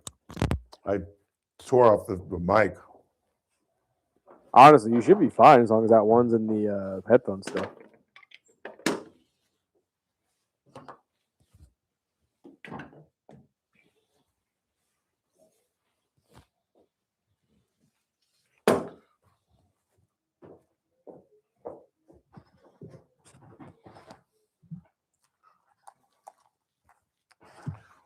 You ready? 3, 2. I'm sorry, Chris. I don't care what you say. Cheddar cheese or American cheese on apple pie is as white a culture thing as chitlins is a black culture thing. God, why do I think we got something else going on tomorrow? Unless you booked it, because I got nothing. Wednesday? Because I wrote down a guest. I was supposed to book somebody and I didn't. That's what it was. Ready? 3, 2. It's that man again. Look what's coming up on the Wednesday TRBS. Well, it's Wednesday, so Howard Marcus will be here. I'm sure we'll talk more about what's going on in Minnesota. Plus, we're staring down another government shutdown coming up on Friday. We'll discuss that. Plus me at 3. It's TRBS. News Talk 96.1 and AM 1180 KRN. I'll see you at 3. Or lower ability to fight them may occur. Before treatment, get checked for infections and tuberculosis. Hey, Siri. Tell your doctor about any Call flu-like Coconut symptoms or Joe's. vaccines. Liver problems leading to hospitalization may occur when treated for Crohn's or ulcerative colitis. Control is everything to me. Ask your doctor about Skyrizi, the #1 prescribed biologic in Crohn's and ulcerative colitis combined. Learn more at skyrizzy.com or 1-866-SKY-RIZZY. We've all been there. Sleepless nights, mind racing, wondering if your business's security service is really protecting what matters. Like to make At an order Bail go? Alarm, we can put your security insecurities to bed. Ralph? Video security, burglar alarms, fire I'll do alarms, the two-piece access chicken control, dark 24/7 with monitoring rice and and more. beans, Our advanced no technology bread, and personalized two salsas. support ensure you can rest easy, knowing we're here for you, your people, and your business. Visit bailalarm.com to talk to a local security expert. Bail Alarm, we got I'll be there about 6:05. Please join us for the 4th annual Honor Flight Open About Monday, 6:05, March 10 23rd minutes. at Bakersfield Country Club. Sign up to play Great, with a thank you. shotgun start at 11 a.m. The tournament includes lunch, a team of 4, a raffle for a number of prizes, and a cocktail hour reception. Proceeds go to Honor Flight Kern County. With your generous donations and sponsorships, we will be able to send these American heroes to Washington, D.C. to see their memorials at no cost to them. To sign up for a team, sponsor this event, or make a donation, please go to honorflightopen.com. honorflightopen.com. The Clay Travis and Buck Sexton Show, live 9 to noon. Now back to the Ralph Bailey Show on News Talk 96.1 and AM 1180 KER.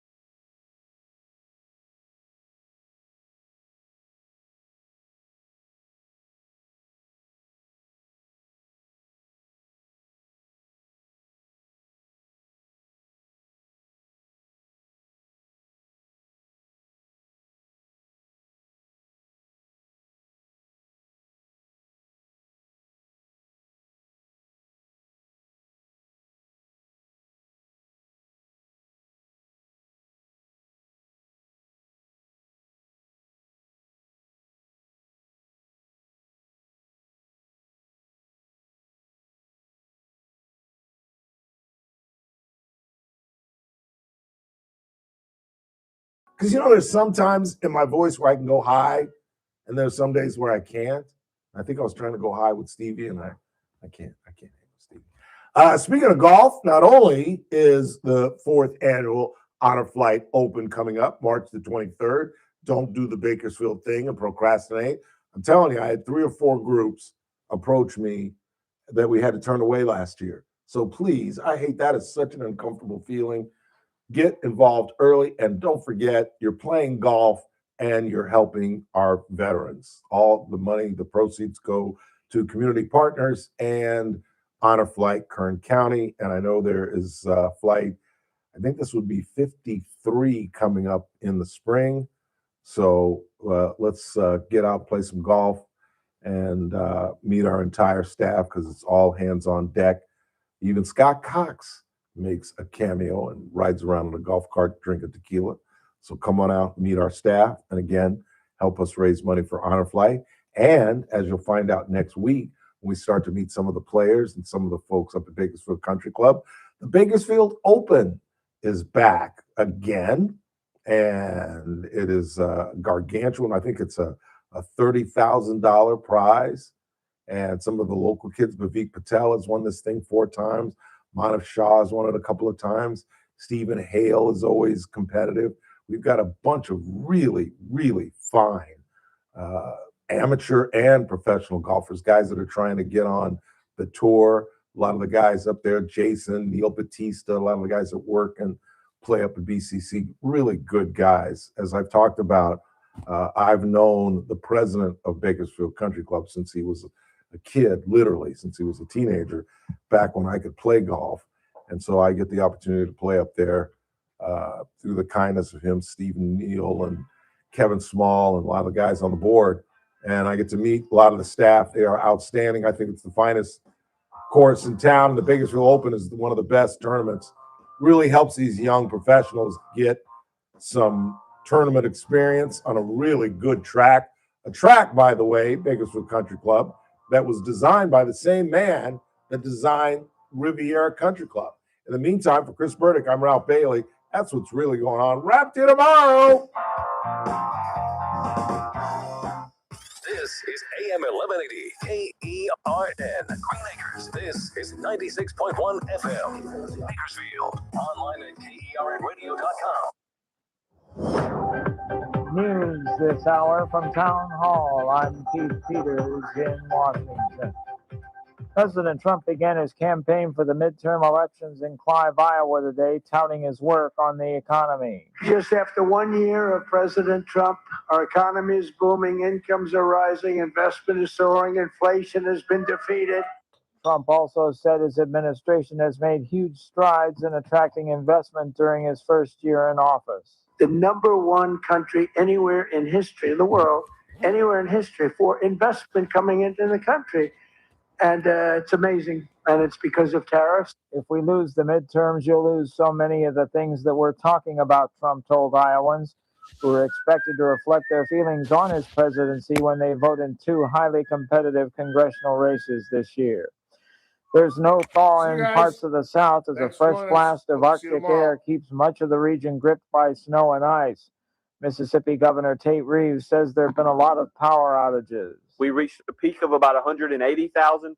That has now down below 150,000, but it's somewhat like whack-a-mole. Every time one of the utility companies and power companies gets a large group back online, we have another tree fall or we have another limb fall. At least 42 deaths have been reported in states afflicted with severe cold, including 3 young brothers who perished in Texas after falling through the frozen surface of a pond. The National Weather Service says more widespread record cold temperatures are forecast for the rest of this week, with eastern Texas through western Pennsylvania under extreme cold.